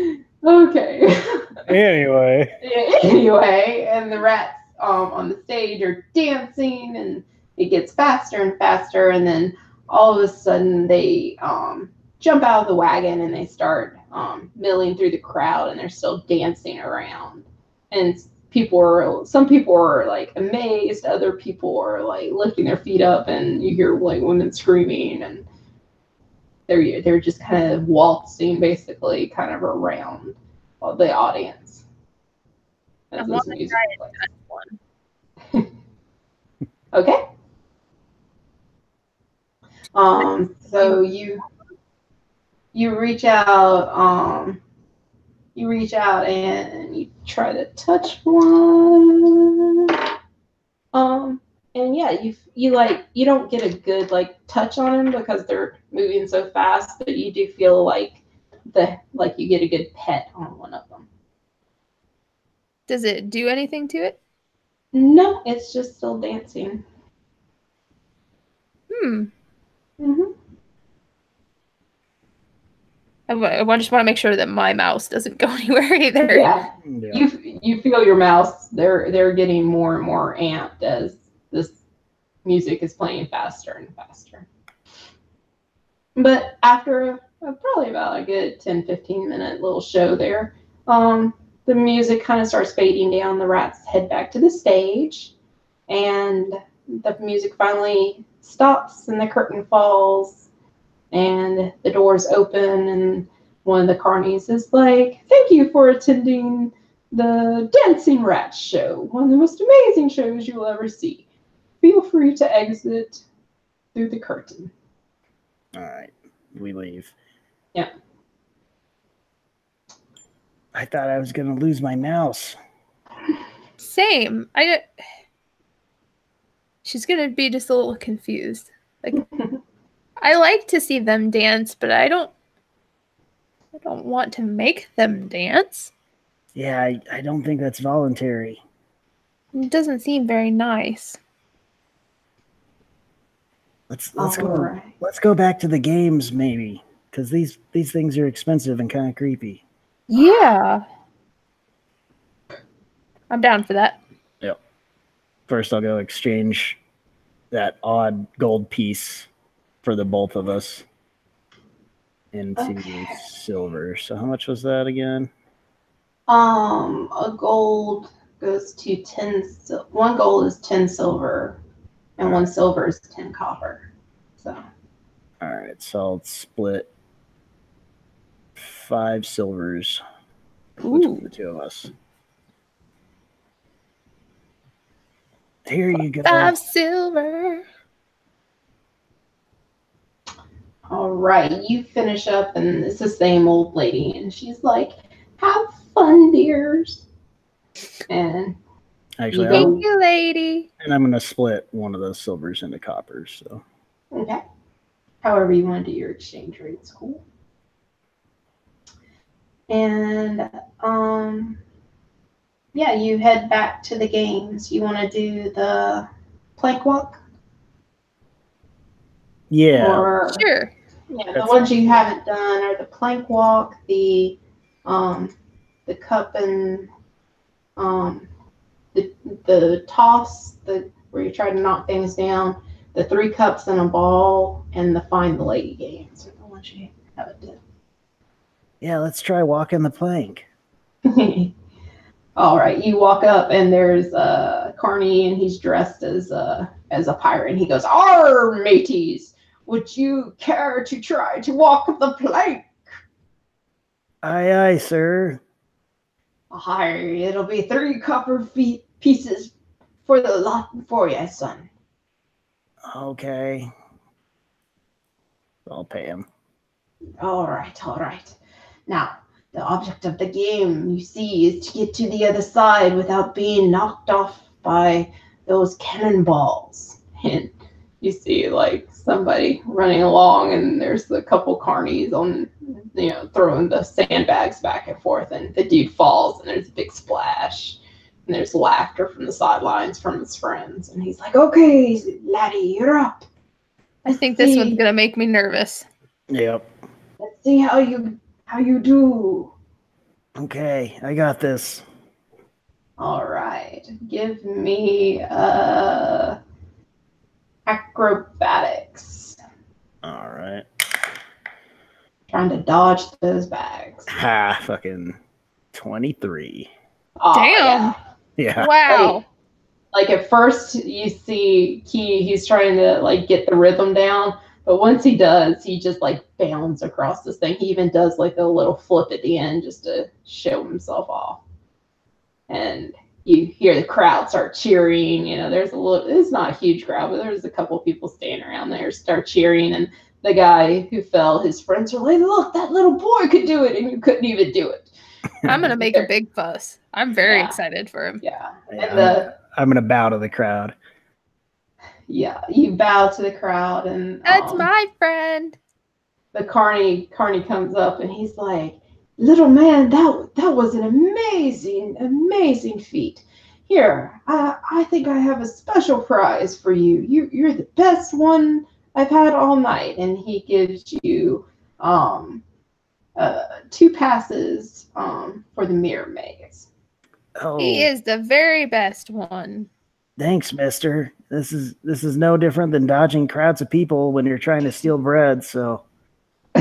Well, I must say you did a fine job there, my friend. Yeah, The mirror maze is our newest attraction, and I'm sure that it is a lot of fun. You haven't tried it yourself? Oh, no, I have to run the ride, the games. I don't get to participate. It's got all those creepy guys in front of it, though. It's scary. The fools, they're harmless. They tried to steal from us. They touched me.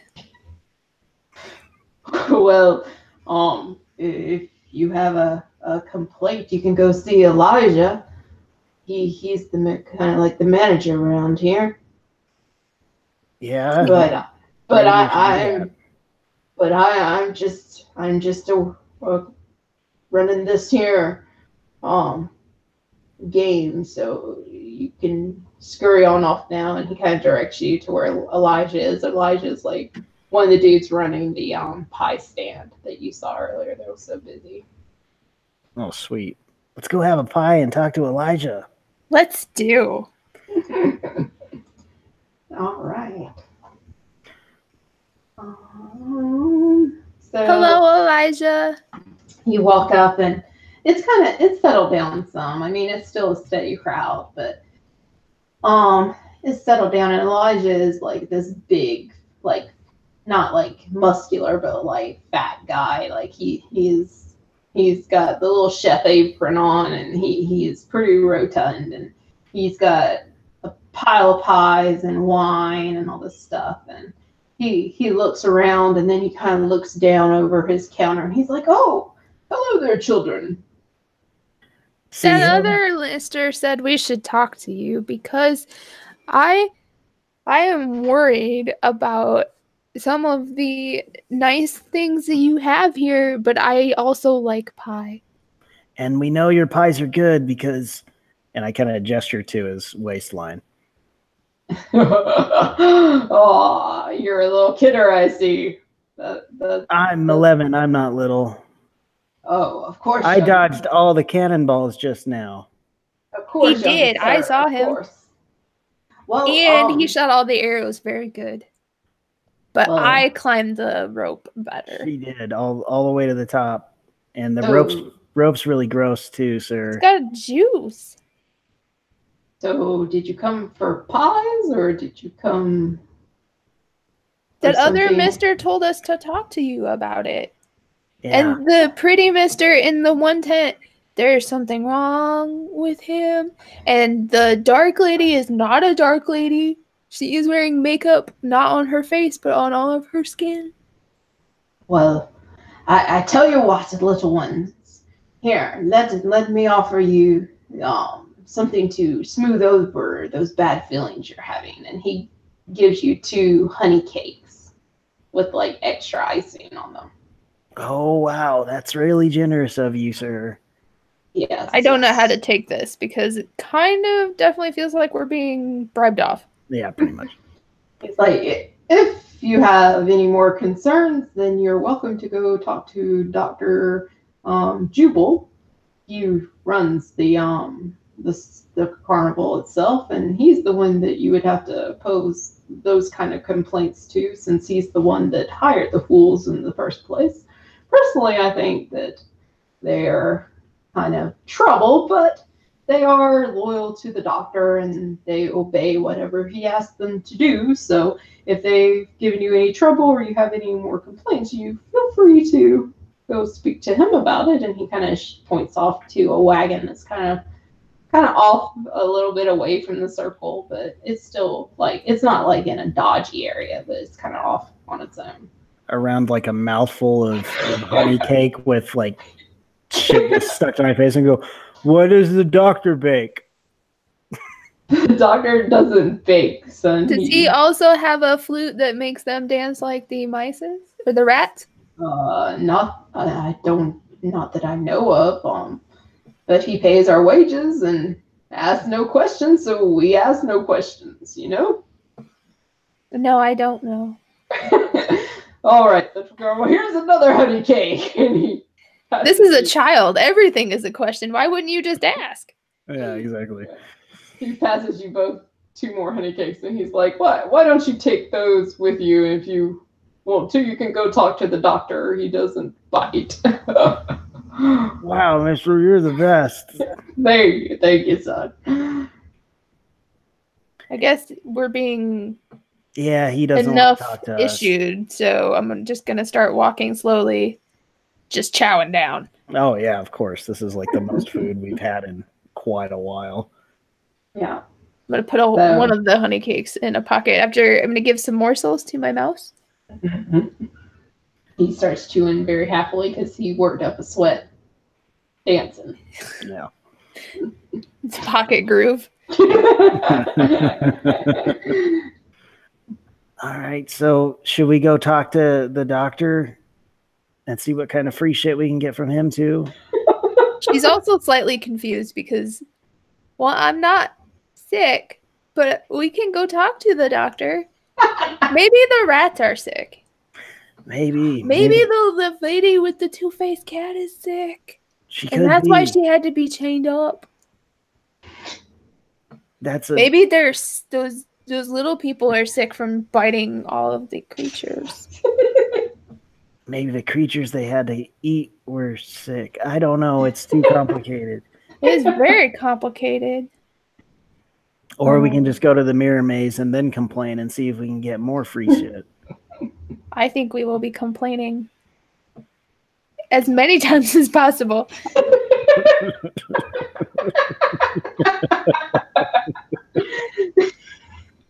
Just like a revolving door of complaints.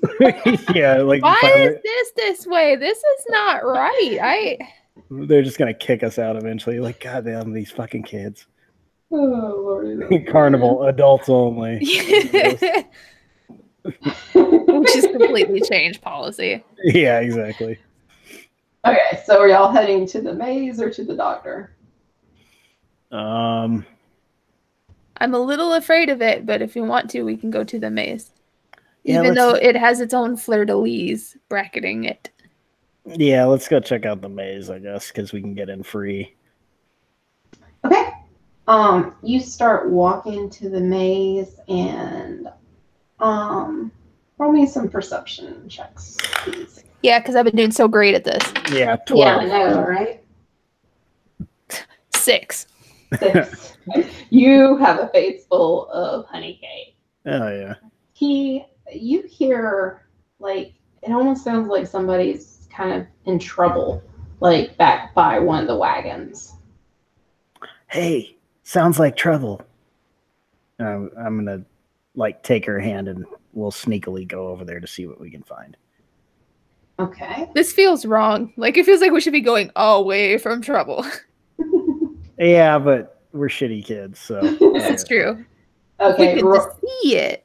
Yeah. Roll me stealth checks, please. No. +3. Fuck, natural 1. 15.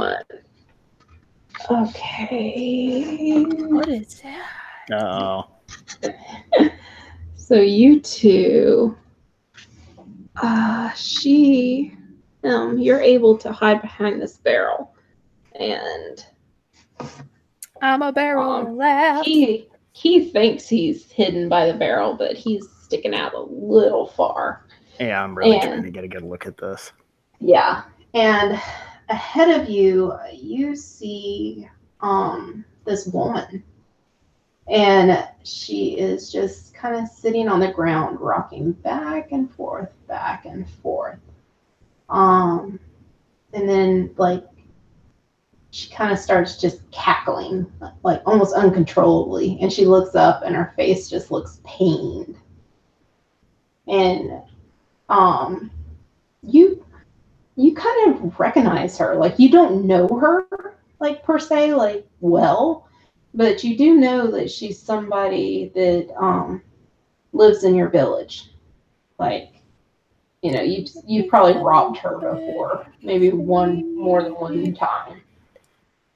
But, you know, she's always been normal, but now you see her and she's just sitting here rocking back and forth, and after she finishes cackling, she just, like, her eyes roll up in the back of her head, and she starts shaking, and then she starts just going, fools, listen, remember, someone, mirrors, they call us mirrors.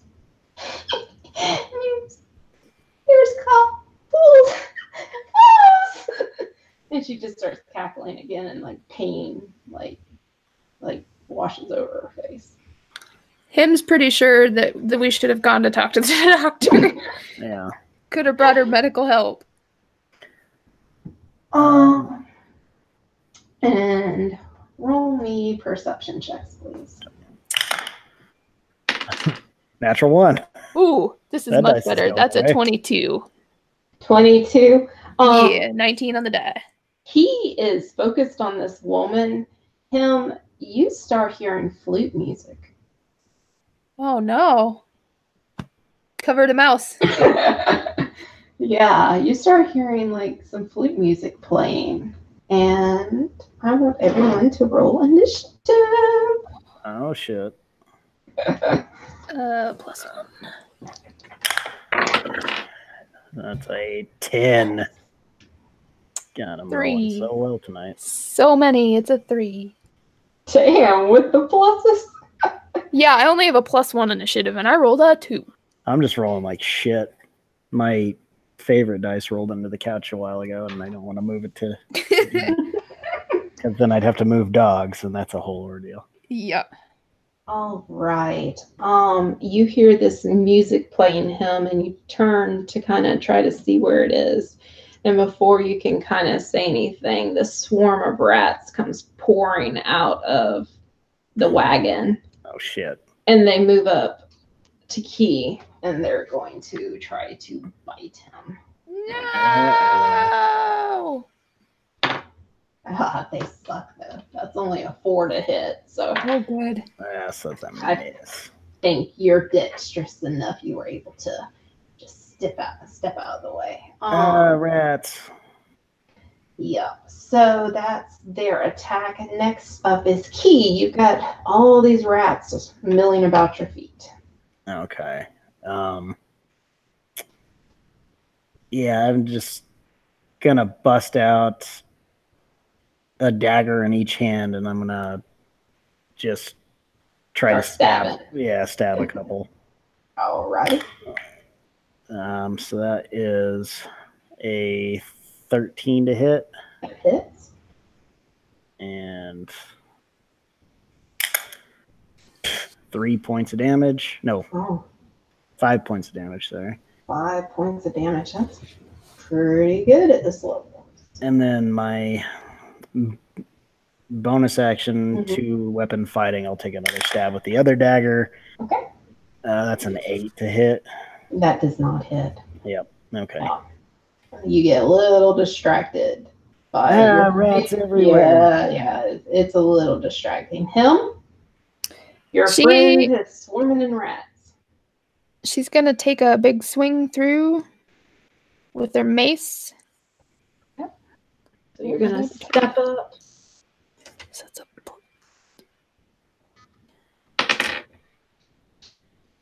that's a 12. A 12 hits. Nice. Oh, nice. Okay, 1d6 plus 1. For 6 total damage. Nice. All right, and that brings it back around to the rats, who are still focused because they are milling around Key's feet. That's a 12. Miss. They suck. So that brings it to Key. All right. So now that she's in melee, I'm going to do another dagger attack. That is going to be a 15 to hit. Yep. And let's see, what's my fucking sneak attack? Okay, so that'll be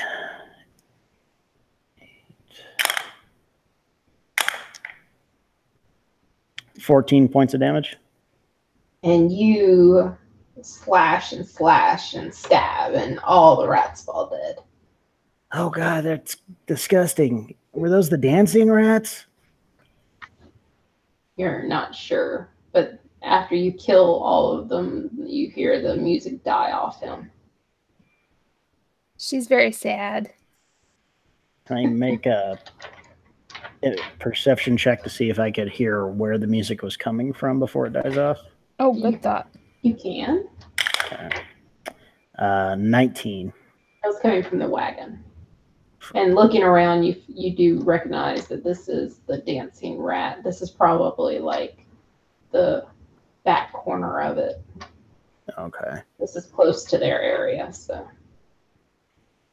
And the crazy bitch is still there? Oh yeah, she was not affected by this at all. She's still in the corner, just cackling, crying, and then screaming to herself, and then muttering. All right, I'm gonna go up to her and be like, ma'am, are you okay? What happened to you? No deviation from what she was doing before. I'm gonna Does stab it her. seem... Stab her? No, I'm just kidding. Okay. Does it seem like she has a wound? Nothing that you can see visible. Can I start pickpocketing her?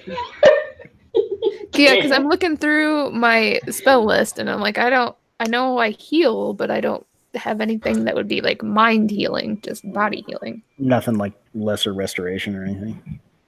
No. Like cure wounds, healing word, inflict wounds. Yeah, you can totally. Oh, I do have lesser restoration. Oh, you do. It's a 2nd level spell. But yeah, you can pickpocket her if you want to. Yeah, I want to do that while she's batshit crazy. So, That's going to be a 21. 21. You pat her down and she has nothing on her, but I need you to make a wisdom saving throw. Oh, fuck. 10. 10. Save Okay. your brains. Yeah, you're good. Like you were kind of squirmy there touching her, but you're okay. Well, she doesn't have anything valuable on her, but maybe you can do some of your magic stuff. Can I? Oh gosh. Maybe if I just do that. Oops. Could I roll a medicine to see if it would be effective? You can.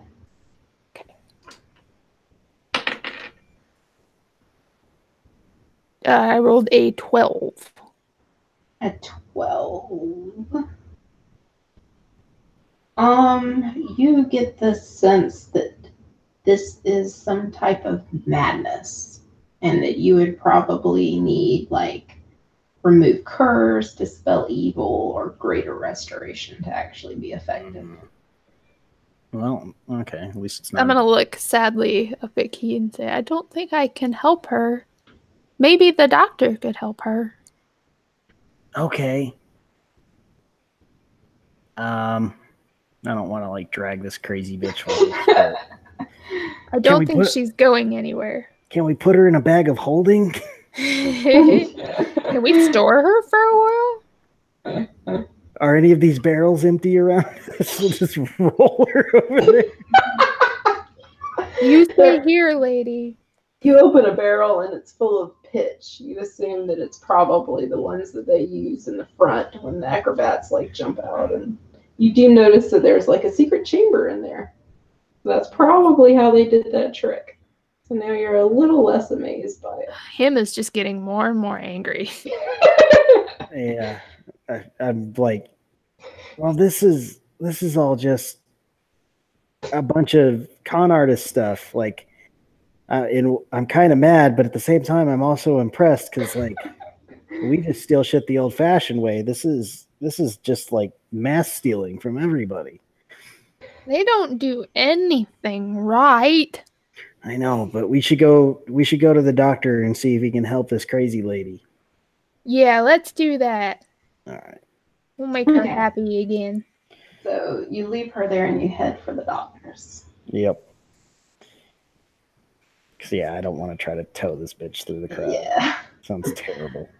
You approach the wagon. I called the witch doctor, and this is what he said. You approach the wagon that Elijah pointed out to you, and you notice that compared to the other ones, this thing is gaudy as hell. It has all kinds of garish colors that are painted on the outside. Is very off-putting to you guys. Like, it is just too much. Are you sure, or is it exciting? It looks pretty exciting. Well, yeah, kids, you might, yeah. You do notice as you walk up and get closer that there are some of the white masked fools milling about. And as you approach, they kind of get in front of you and kind of block your path to the wagon. Let us through, you creepy fucks. And We need to talk to your boss. They start laughing and mocking you guys, but they don't actually speak. They just do. Yeah, I'm gonna start just brandish my mace. Yeah, like push through them, dagger in hand, and you start like kind of having a pushing contest with these guys, and you're kind of shouting at them. And right before you start to actually get in a scuffle, the door to the back of the wagon slams open, and out walks this tall, dark-haired man. He's dressed in somber clothing, and he says, "What is this? What's going on here? There is no fighting here, not at my carnival.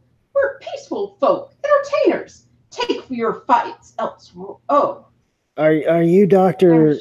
children? Dr. Jabal? Yes, Jubal. Yes, yes. Come. Let them by. What is your problem? We've had nothing Excuse. but problems with the fools today. They wanted our things. Yeah, they tried to steal from us. And we need a doctor because there's a lady that's not doing so good. They broke a lady. Yeah. She is Oh broken. my. Well, and he like reaches in and he grabs like a top hat and a cane, and he comes down. And he's like, "Lead the way, children. Yeah, well, This is not acceptable. And if I find out that this has happened, there will be hell to pay." I imagine much like young children would, we each grab one of his hands in our like, grubby, sticky hands. It's this way, mister. And we'll take him to where we found the old lady and the cart and stuff. We're sorry, your rope left juice. And the honey cakes are really good, but we got attacked by a bunch of dancing rats, and there's a crazy lady that's like they broke her in the mind. My friend here says, and she knows these things. I don't think you have any rats anymore.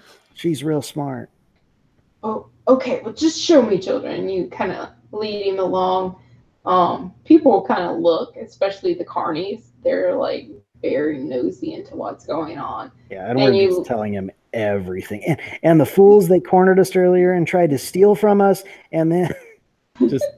And this man bought us beer, and then we went on the slide, and the clown was mean, and there were things wrong in the place, and with the showy things and the jars, and then there was the lady who is not actually a dark lady, who was wearing a lot of makeup and made people kiss in our tent. He's like, okay, children. And you come up to where you left this woman, and he's like, where is she? And she's not there. She was right over here. And there's no rats. There's no blood. I think the fools took her again because she was just here, and she was ranting and raving and in a lot of pain. And then the rats came out of the wagon, and I think I know what's going on here. A little too much sugar, and your mind takes a little fancy. I see. I tell you Can I show him my mace? Yeah, like there's blood on my daggers too. Like, look, and it's rat blood. If you taste it, you'll know. You will know. It does not taste good. Well, what you do on your own time, children, that's up to you. But I tell you what, I'll give you these. And he produces 2 tickets to the Mirror Maze. And he's like, the Mirror Maze is my newest attraction, and everyone loves it. I don't think so, because she didn't seem to like it. She said something about how we're mirrors and the fools did this to her. Oh, the lady that was right here. Yeah, and I've seen her here. She was very upset. Yeah, maybe you should go through the maze with us, mister. Yeah, that was my next step. I was going to tug on his arm. Like, can you come with us, mister? I am afraid. Oh, I'm a very, very busy man, but I tell you what, you're obviously alone here, if I'm not mistaken. I can do you this favor. Let's go through the maze, children. Thanks, mister. Doctor, mister. Guy. And he takes you by the hands and leads you to the Mirror Maze. Yeah, this is making me so nervous. Yeah, I know. There's no way this could turn out bad. No. Let's see. The Mirror Maze is in the center of the carnival. It's a big tent. Let's see, how big is it? It's about the size of like a small house. Okay. It probably folds up really small, but all put together, it's about the size of a small house. You notice that it looks pretty dark inside, but there is like light kind of reflecting in and out. And there is a group of fools in the front, but here with the doctor, so they easily, let you guys through without any problem whatsoever. And you get up to the front, and you enter the maze. Right? Yeah, we'll apprehensively go in. Slowly and carefully. And I'm not putting my mace away either. Yeah. What kind of clothes is the doctor wearing? Does he have like a cape or something? Yeah, he doesn't have a cape. Was it just real like fine But suit? it's not that fine, but it's like a vest with a tie, and he's got like a ratty, like used to be like probably a dress shirt, but it's kind of ratty and like ratty dress pants. But he does have like a top hat and a cane. Okay, yeah, never mind. If he was wearing like fancier clothes, I would have tried to wipe the shit off my face on his cape or something. Yeah, like you get the sense that he like is trying to be fancy, but just doesn't have the funds to be. Sure. You enter the maze. You notice that it's dimly lit, but there are lanterns spaced out throughout it that provide dim light. And the mirrors reflect the light throughout. So that the the maze is filled with these flickering lights and dancing shadows from the effect of the lanterns on the mirrors. It's spooky in here. Yeah. It is very spooky. The walls and ceilings are all covered in mirrors. They're like the only space that's not mirrored is the floor. And as you walk along, I will say him, give me a perception check.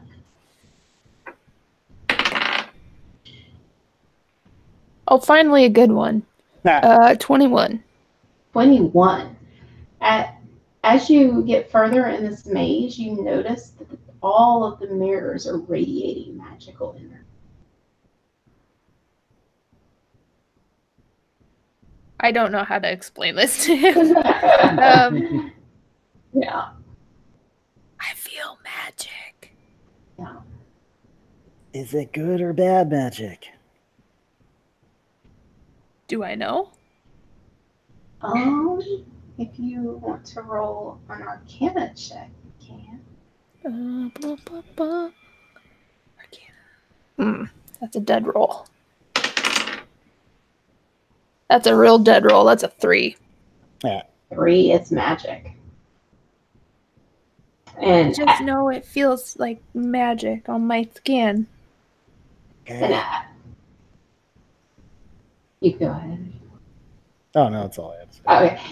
Okay. So yeah, and as you're having this conversation, you notice that the lights are flickering, basically, kind of strobe lighty, if you can imagine, in this section that you're in, and you get really disoriented, and you notice that the doctor's not with you guys anymore. Where did he go? Son of a bitch. You just start hearing like giggling and excited shouting from further inside the maze. Ah, shit. I don't like it. I don't like it either. Why did he go away?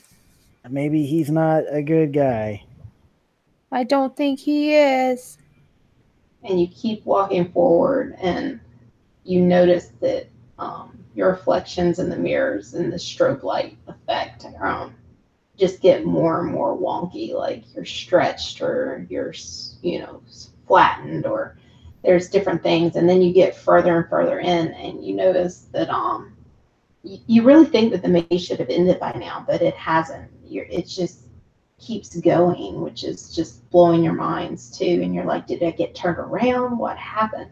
But you notice that your reflections seem to start moving, and they're very like menacing.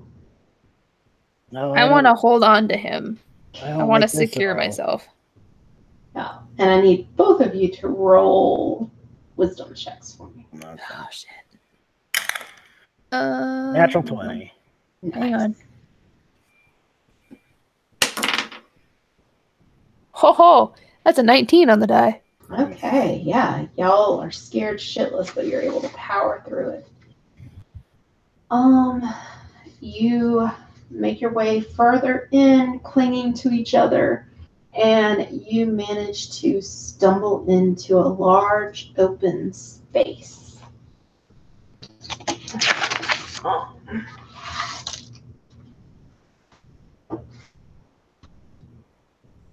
So It looks like wood grain. Oh boy. That's not ominous. No. yeah, sorry. A little. Why does the hand have 6 fingers? Yep. Why does the hand? Damn it. It was the six-fingered I know. man. Did he kill our parents and now we become swordsmen and get revenge? And so you guys come in here into this room. You find a large open space within the maze, and there are a number of people chained to the floor in a circle. 12, Oh no. 12 to be exact. Oh. And you notice that there is a 6-fingered black hand surrounded by arcane runes that are crudely painted into the floor, and they're kind of surrounding it. Give me a religion check. Which is what? 7. Yeah. It's a 10 on the die. So 12 total. Yes. You know, since you are all religious, that this is a symbol used by people who worship the demon prince Gazert. That means demons. If you want to give me an Arcana check. It's another dead roll. It's a 1. Yeah. Yeah, you know it's a demon prince. So you It's do real notice if you look at the villagers, you do automatically notice that the Dr. Jubal is one of them. But he looks a lot more disheveled than what you saw him just before. And you also, Keen, you notice that the woman in the alleyway is there too. They're chained up? Uh-huh. Not good. I'm starting to think that maybe the doctor that we went and held hands with is not the real doctor. She's really wiping her hands off now, like, ah! It's so gross. If I were a cleric, I would dispel the shit out of some magic. Can I do that? Available just to see if it works. Sure. If it were me, I don't.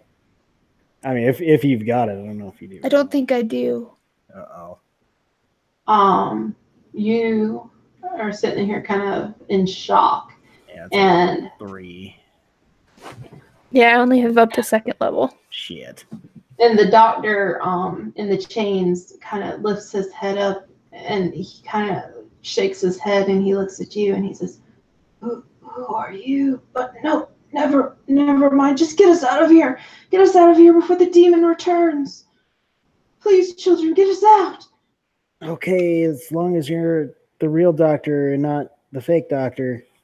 I am the real doctor. All right, well, I'll try to remove some of the, however they're bound. I also want to act as kind of a lookout. Yeah. Okay. You walk up and you can do a like, do I need a tools check? Okay. So that is gonna be all right. That's gonna be 18. Yes. You were able to tinker around with the manacles until they dropped to the floor, and the doctor he starts rubbing his wrists and he's like, thank you, son. I've been here, I don't know how long I've been here, but they do things and to us, and we become shells, and it is horrible. It's so horrible. That's a lot. Mirrors. They make duplicates of us, and I don't know what they do, but we're stuck here, and the duplicates, they leave. I think they're going to sell us to the demons. That's a lot of complicated stuff for an 11-year-old to take in. Yeah. He's like, "Come, children, come. Let's free these people and be out of here." Okay. All right. So do I need to unlock more shit? Just do like a general thieves tool check to see how many you're able to get out. All right. That's gonna be score high enough then. Yeah, it's gonna be 15. 15. Yeah, you're able to get a majority of them out. You free the woman who was laughing and going crazy in the alley by the wagon, and you continue. And she just kind of stands there, and she's just kind of out of it totally. You notice that some people are a lot worse off than others. Like the doctor, he's doing pretty good, but a lot, some of the other people are like almost just like a shell, a vacant, empty shell. And you keep going down the line, and all of a sudden, you just hear. And you notice that lady that he just freed and turned away from is standing tall now and clapping. And as you turn back, you look at this woman, and her features just like melt. Like it looks like her skin is just melting off, and it just like puddles at her feet. And I turned green again. Yeah. It almost looks like silver putty.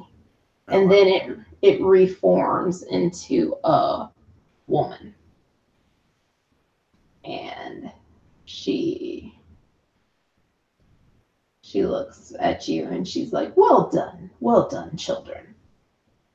Thanks, creepy person. Now, yeah, I'm kind of like, what does that mean? Now, normally, I would not harm children. I don't believe you for a second. And, harm is a relative word here, but I hate that I have detect evil and good and not protect. I think that you might have seen a little too much, and you've caught me at my own game, so what else am I to do but to keep you here? And make fools of you all. And she kind of smiles really big. You could let us go. That is another option. She grins really, really big. See, even you like it. And she grabs the manacles that had dropped about her feet, and she's like, we can do this the easy way or the hard way. I think the easy way, and that is letting us go. No, dear, you have to put the manacles on and get in the sacred circle.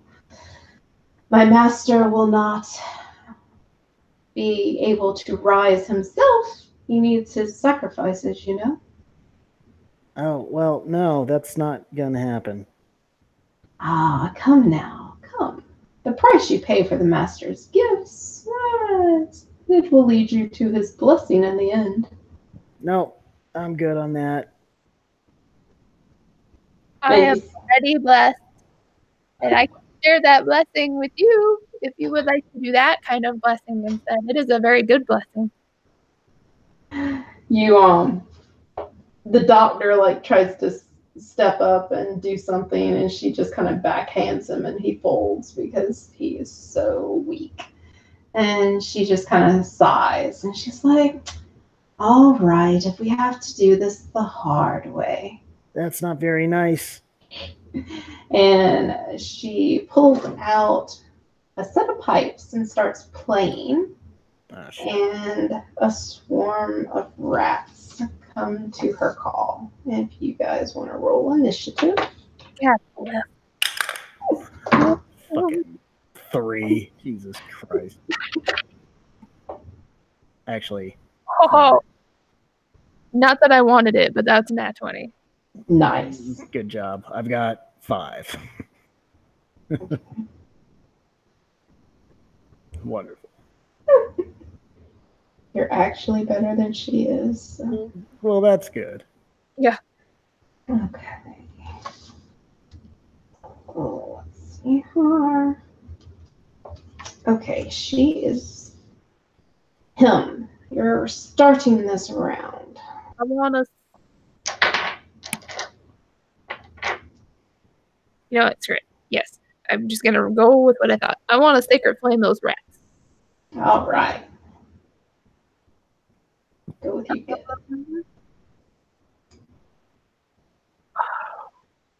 I don't know what that means. It's where it has hit DC. I have Dex 13. They have to make a dex save of 13. Yeah. And they do. Son of a 13 on a dot. Okay, so that brings it to their turn. And they're going to, where are they at? So they've formed right here. So they're going to move up and try to bite Key. Great. A 14? Is that? Nope. Misses. Okay. So they suck. So that brings it to your turn, Key. You have the swarm of rats, the girls, the woman's hanging back at this point. All right. Well, I'll just use my short sword, I guess, and hit the rats. That's going to be 23 to hit. That definitely hits. Fuck yeah. And shit, she's not close enough, I don't think. So that's just going to be 5 points of damage. Alrighty. And I'll That's stay where there with the rats. That's where you started last time. You hit them for 5 points. Okay. Yep. Now is the woman's turn, and she's just continuing to play that flute. Okay. Him? You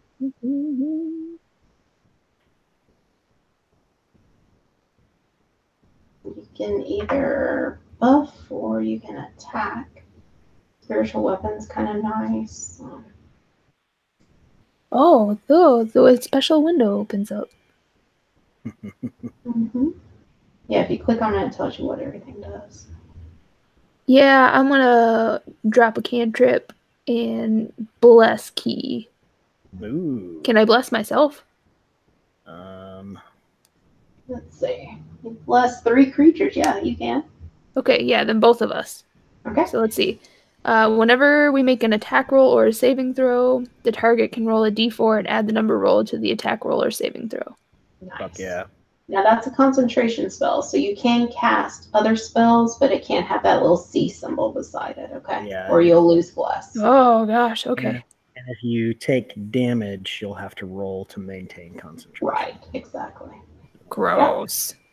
Yep. All right, so you guys feel blessed as the swarm of rats tries to eat Key. Damn it, that's a 14 again. Nope.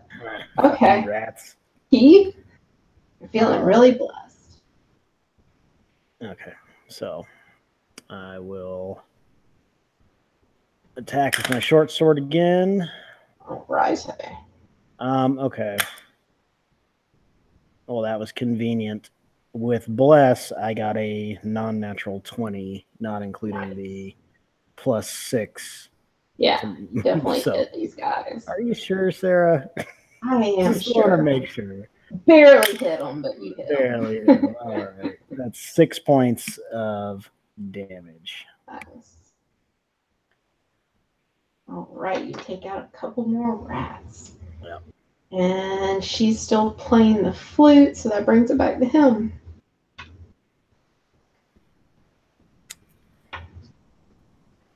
That always is gonna throw me now that you've said that, because I'm like, oh, she means Brian. Sorry. Yeah, exactly. I shouldn't have named you that, but it fit, No, and that's I fine. didn't It's a even good think name. about it. I just got to remember that when she says him, she's talking about her. Not confusing at all. Maybe I should have named you Hymnal. Uh, Psalms. Oh, Lord. Okay. At this point, I want to cast Spiritual Weapon. Okay. Is that a concentration? I don't Yep. know. No. Is it? No. Okay. Yeah. And it's a Nope. bonus action to cast Yeah. it. Mhm. Sweet. Nice. But I can only cast it this round, right? When you cast the spell, you can make a melee spell attack against a creature within 5 Yeah. feet So of it weapon. automatically starts Yeah. hitting as soon Yeah. as you do it. So, Okay. Yeah. So where do you want to put him? And then you Oh, can use your bonus action next turn to move it where move you it. want. Okay. Yes. I want it to be all up in her business. Okay. Awesome. If that'll show up. We're just gonna make it this. Oh. So you want it in front or behind? 'Cause- In front, because I'm. Okay. Well, ideally, when I want to smash her in her face and break that flute. Alrighty. So you can roll an attack on her. Let's see. Yeah, a melee spell attack. All right, it's a 13 on the die. All right. So what is your attack bonus? It should say your spell save DC and then spell attack bonus. Okay, spell attack bonus is 5, so 18. So you hit. And that's a So, 1d8, I think. Yep. 1d8 plus your spellcasting ability modifier. Which is plus 5. plus 5. Oh, wait. Okay, No, plus 3, sorry. plus 3. Plus 5 to hit, plus 3 damage. Okay, that's good because I rolled a 2 on the die, so that's 5 damage right up in her face. 5 damage right up in her face. Nice. And that's force damage, just in case that matters. Yeah. And I don't know enough about my deity to know what form it takes, Okay. but something appropriate. It's a flower, but it looks like the flower from Undertale. You know, it's got like the little jaws, like it's a really pretty flower, but like when it's got like some razor sharp teeth on it. And some Okay. claws. So Nice. kind of joyous, but also deadly. Yeah. Okay. So did you want to move up or are you staying where you Or- are? I'm going to stay where I am. You can take an action as well. Yeah, that was your bonus action, so you can. Oh. Mhm. Gosh, it's hard when I'm concentrating. Mhm. Yeah. I mean, you can still move up and hit, you know. I'm going to... You can cast inflict wounds. For this round, I will go ahead and take a Fine. shot with my crossbow. Okay.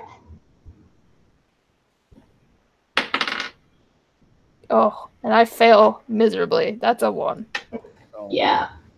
Yeah, you go to shoot and you like totally flub your arrow and it just kind of, you know, like when you pull back and then you go to shoot and nothing happens and the arrow just kind of falls. Shoot the doctor in the foot.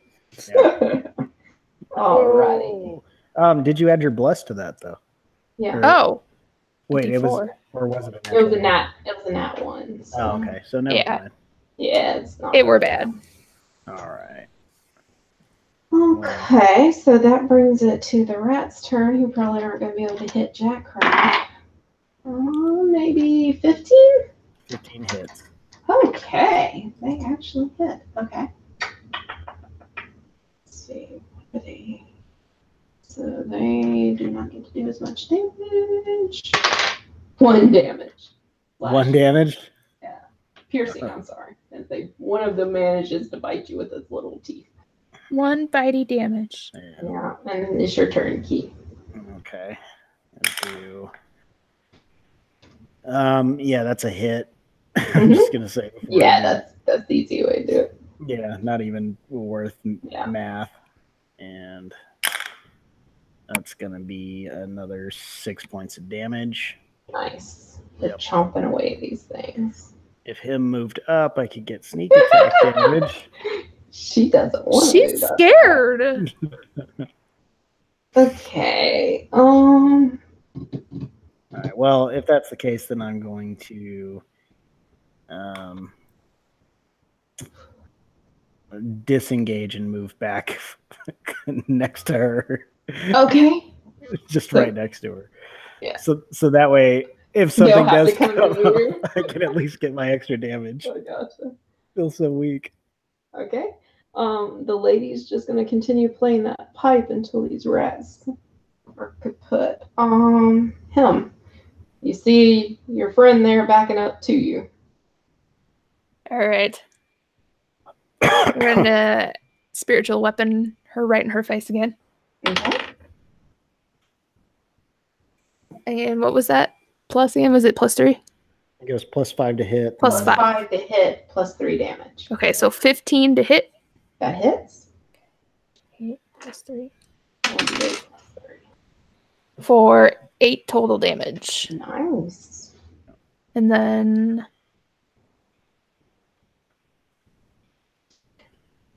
screw it. I'm gonna try and crossbow her again. Okay. For 14 to hit. That hits. 8. Got it this time. For 2 damage. Nice. Yeah, you skin her arm real good. Just want to break her freaking flute.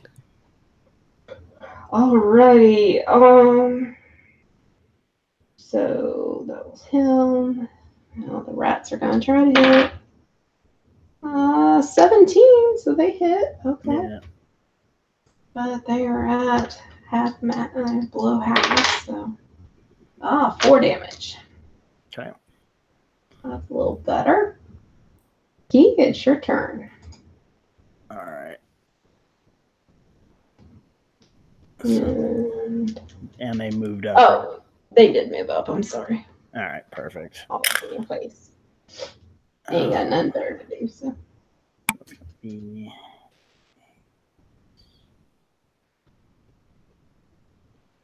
So what is that? 15? 14?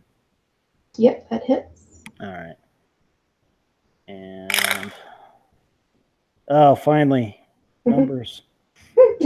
12 points of damage. Yep, you stomp out the last of the rats, and they are no more. And you see the lady drop her flute into her pocket. Hate rats. All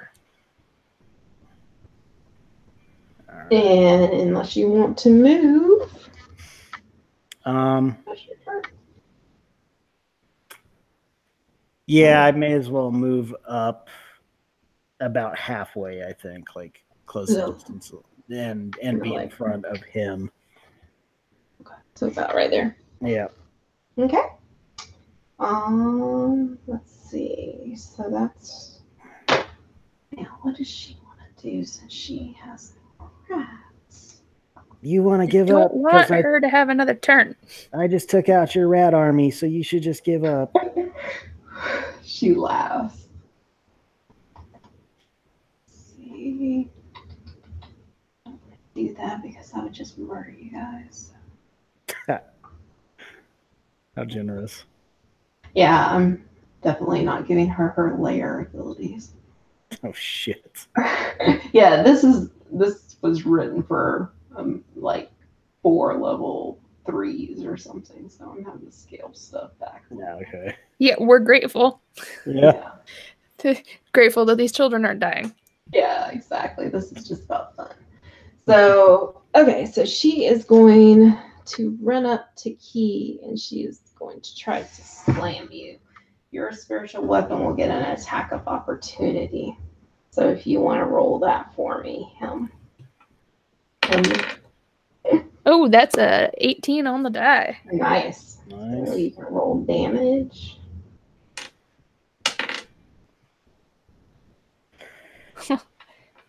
$11 total damage. Damn. Nice. You hit her upside her noggin. Okay. She is going to try to attack. 16? That hits. Okay. Dang it. Okay. So that is 9 damage. Ooh, ouch. Bludgeoning. Okay. As she slams into you. Ow, that really hurt. Is it my turn now? It is your turn. Okay. I've been waiting Yeah. because I forgot. I am going to move up behind Keen and at this point I'm going to cast, or I'm going to reach out and move up behind him and touch him on the back. And I'm going to do, why won't it let me open that? Okay. What is going on? Join your turn. I only cast 1 second level spell and it says I used all my slots. Hmm. Did you cast something and accidentally click like you were casting a second level? One of your first levels? Like when you did Bless, did you click that you did it at second level by mistake? No. I thought I did it at 1. Hmm. Well. Oh well, but we know that you... Did spiritual weapon count more than once? No, it should only. It should... Spiritual weapon should have been once. That's the only one that I've cast at And second then- level. Yeah, so. Yeah. Well, I would like to cast Cure Wounds at second level. Yeah. Okay. So that is 2d8 plus 2d8. 3. Ooh, thank you. So you get 10 health points back. Oh, Nice. fuck yeah. That's awesome. Good, because I was Nice. halfway down. That brings me almost up to full. Okay, That's and why I then gave you a cleric. yeah.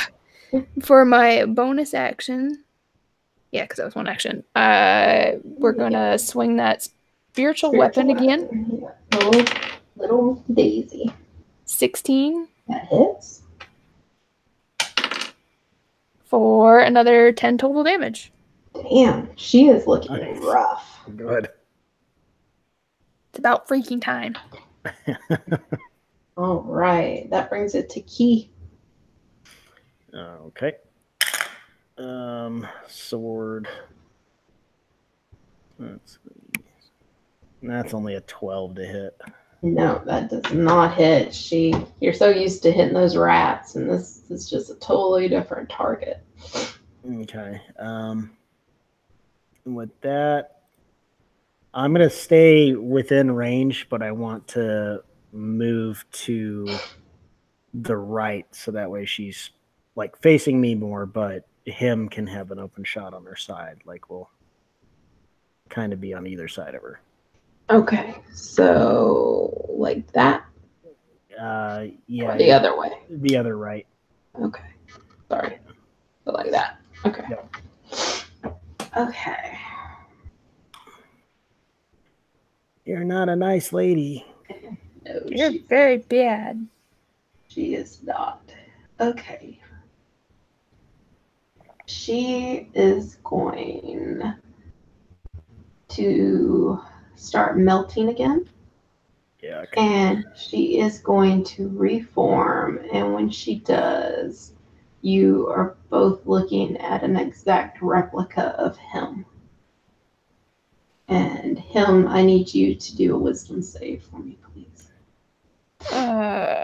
This is freaky as all get out for you. That's not good. That's an 8. Nice. Okay. Not nice. Very bad. I've been wanting somebody to roll this. Okay.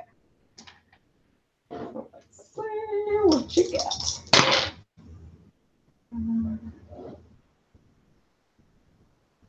Okay, you are now frightened. Oh no.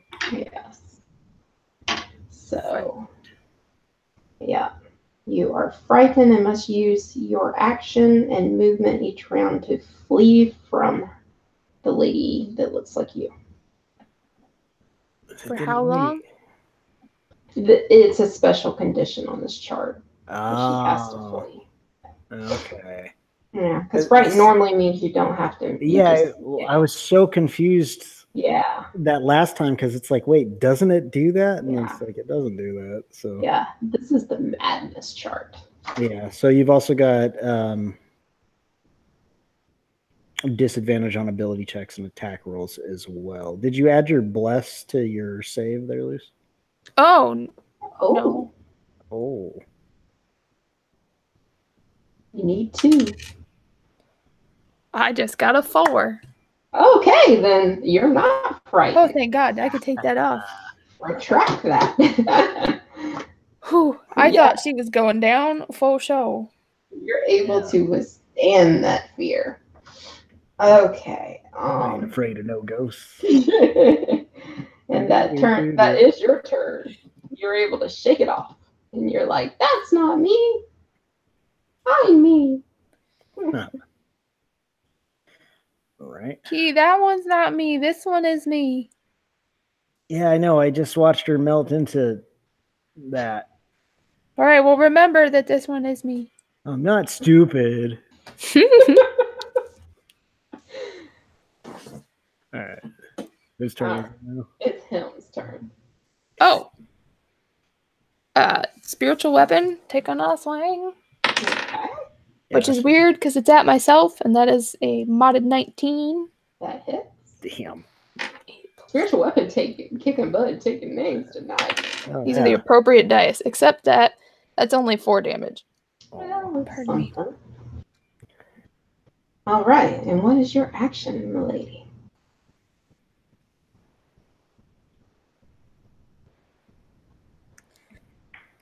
Well, we're going to do something that feels kind of stupid. I'm going to move up and reach out and touch myself in confusion for inflict wounds. Nice. Okay. 16 to hit. That hits. Okay, so let's see. 4d10, right? 3. Oh, 3d10. I'm looking at it under second level. 4. 3 is 7. For 10 damage. God bless. Nice. She is 3d10, and I get 1d10 worth. Yeah. She is barely hanging on at this point. And Key, it comes to you. All right. So She's swaying. There's blood coming out of her mouth. She looks really rough. all right. That's 17 to hit. That hits. And 12 points of slashing damage. And she is dead. Yeah, that's what you get, you mean old bitch. Praise the lady! This is like the first time you've actually killed like a humanoid. So this I don't feel like it was a humanoid because it melted into silver goop. Yeah, like yeah. And once you kill her, she kind of melts again, and she comes up, and she is in her true form. Oh, great. If I can find it. This isn't a 2-stage boss, is it? No. I've played Dark Souls. I know how this works. Yeah. You're dead. Oh, shit. Yeah, basically she is like a silver-skinned, almost like a blank slate. She was a doppelganger. So. Oh. Yeah. Yeah. And Loot the corpses. yeah, she's dead. The other people, like, there's not many that are actually functioning. Doc was probably the only one that's actually functioning of the people. Like, you set them free and they kind of shuffled off you know, and they're just kind of like almost walking into walls and banging into stuff. It's like they have, they're just like shells, basically. Is there anything we can, like, I don't want to put it this way considering what they've been through, but form a chain gang so we can get them all out, like herding ducks? Yeah, you can probably do that. Do you want to use him? Is there something with this magic circle thing that maybe if you break it, it'll stop the magic? Roll me another religion, or either religion or arcana, one of the two. I'll try some religion. And I'll give you advantage. Okay, and I got religion. Y'all been through this, so. Oh, that's a 13. 21. 21. Finally, my religion kicks in. After talking to her and, you know, getting a better sense of what this is, you realize that this is a circle that basically takes people's souls and creates like a copy of them, and it just leaves like a husk behind, and there's no real way to undo it. And after she gathers so many souls, she would summon her the Grazak, the demon. So we're shepherding out a group of soulless folk, with the possible exception of the doctor? Pretty much. You know that, like, they have to, like, it takes a little bit to suck out a soul. And the doctor, you're assuming, has probably not been there long enough, you know, to have his soul sucked out. All right. I want to loot her corpse. All right. That's a natural one on investigation, so. You don't find much, but you do find the pipe. Because that's pretty obvious. That's probably what you would be going for. And it is a pipe of the sewers. Oh boy. Which you remember you gave me. So. Yep. So yeah. Is it something I should investigate as well? You can go to loot if you want to. Okay. It's a dead or even roll. 14. 14. You find a potion of healing and 50 gold pieces. 50? Yeah.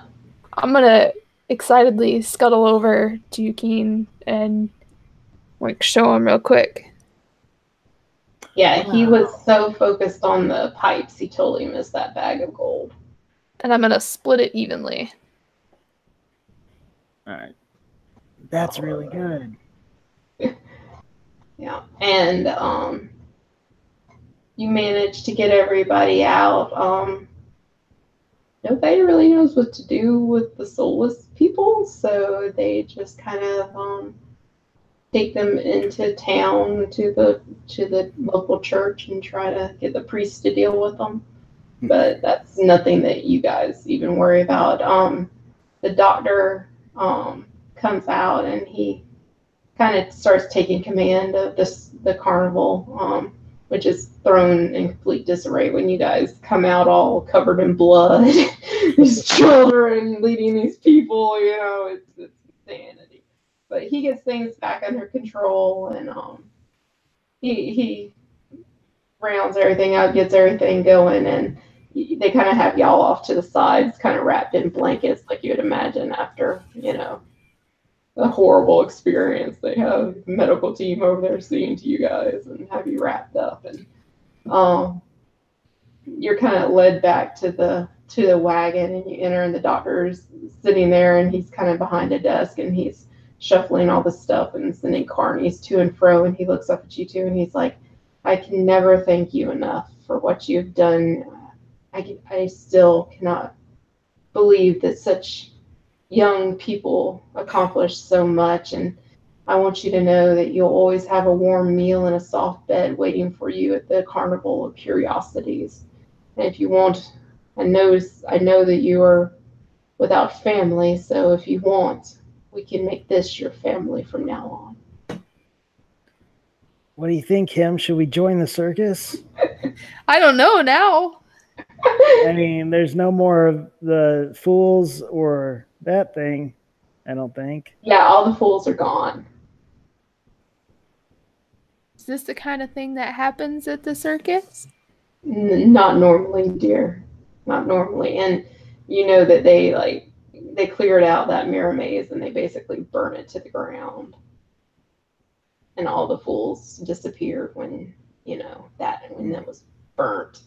But the people are still basically husks. So.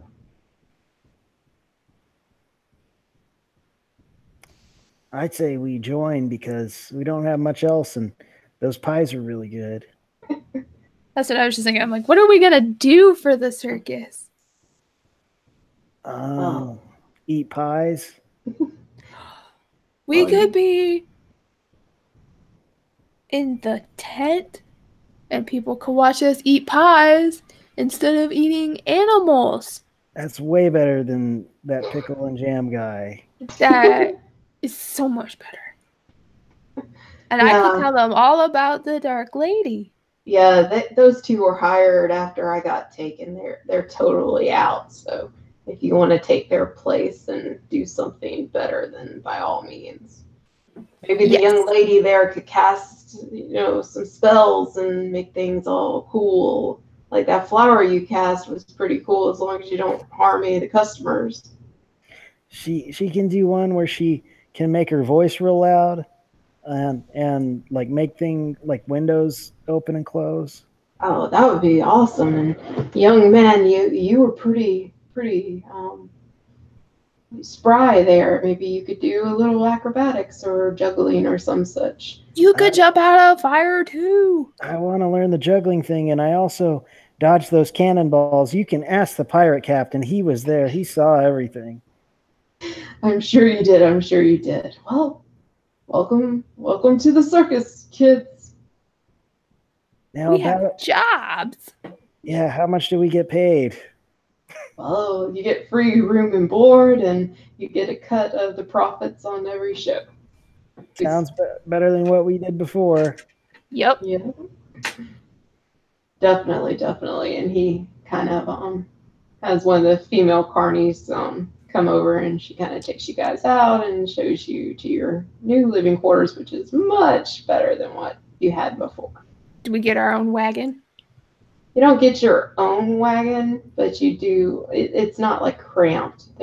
Well, I can think of your specific wagon that's probably vacant. Yeah, you have your own beds, which is a big improvement. Yeah, that's true. Yeah. I mean, we can't. It's pretty important. Can't have the rat wagon now that there's no dancing rats. I don't know that I'd want it. Well, actually, since you have the pipe, you can take over the dancing rat show. No, you just need to get more rats. Yeah, no. That's just not happening. I'm gonna sell this shit the first town we go to. I just imagine. So where are we going next? Oh, this village called Barovia.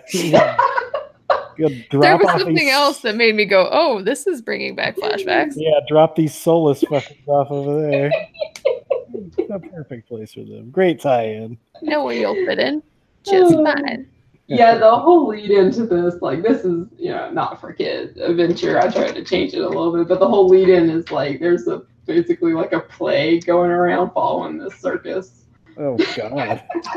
And y'all, the group of adventurers is sent to investigate the plague, and it turns out it's that woman, doing her demon summoning that's causing problems, Nice. Replacing people, and people think it's like a plague, but really it's just she's replacing people. She bad. Oh, yeah. Sure. All the rats are actually bringing the plague with them. Probably. That's a plague. Yeah. Yeah. That was fun. That was a good one. Yeah, that was a good one. Thanks. I love the little carnival game thing. I think that's a fun little deviation from just hack and slash. So. For sure. Yeah. And I thought it was cute to make it kids at a carnival. I thought that was fun. Yeah, it's fun to play it. Yeah. I'm just like, what would I do as a shitty child? Oh, Yeah. I would be so annoying. Oh yeah, absolutely. My thought always goes to the Are You Afraid of the Dark, the first one with the clown in the fun house. I don't know if y'all remember that one, but it's like the kids are trying to stop the demon clown in the fun house that's killing people. I don't remember that one. Yeah. I know I watched it, but I cannot remember Yeah. really anything other than like the intro sequence. Yeah. Yeah, because I used to watch so much of that fucking show. Yeah. But that was what my mind immediately went to, and then I was like, okay, Yeah, I liked it though. cool. Ooh, fun times. Very. When did you get a nose ring, Lucy?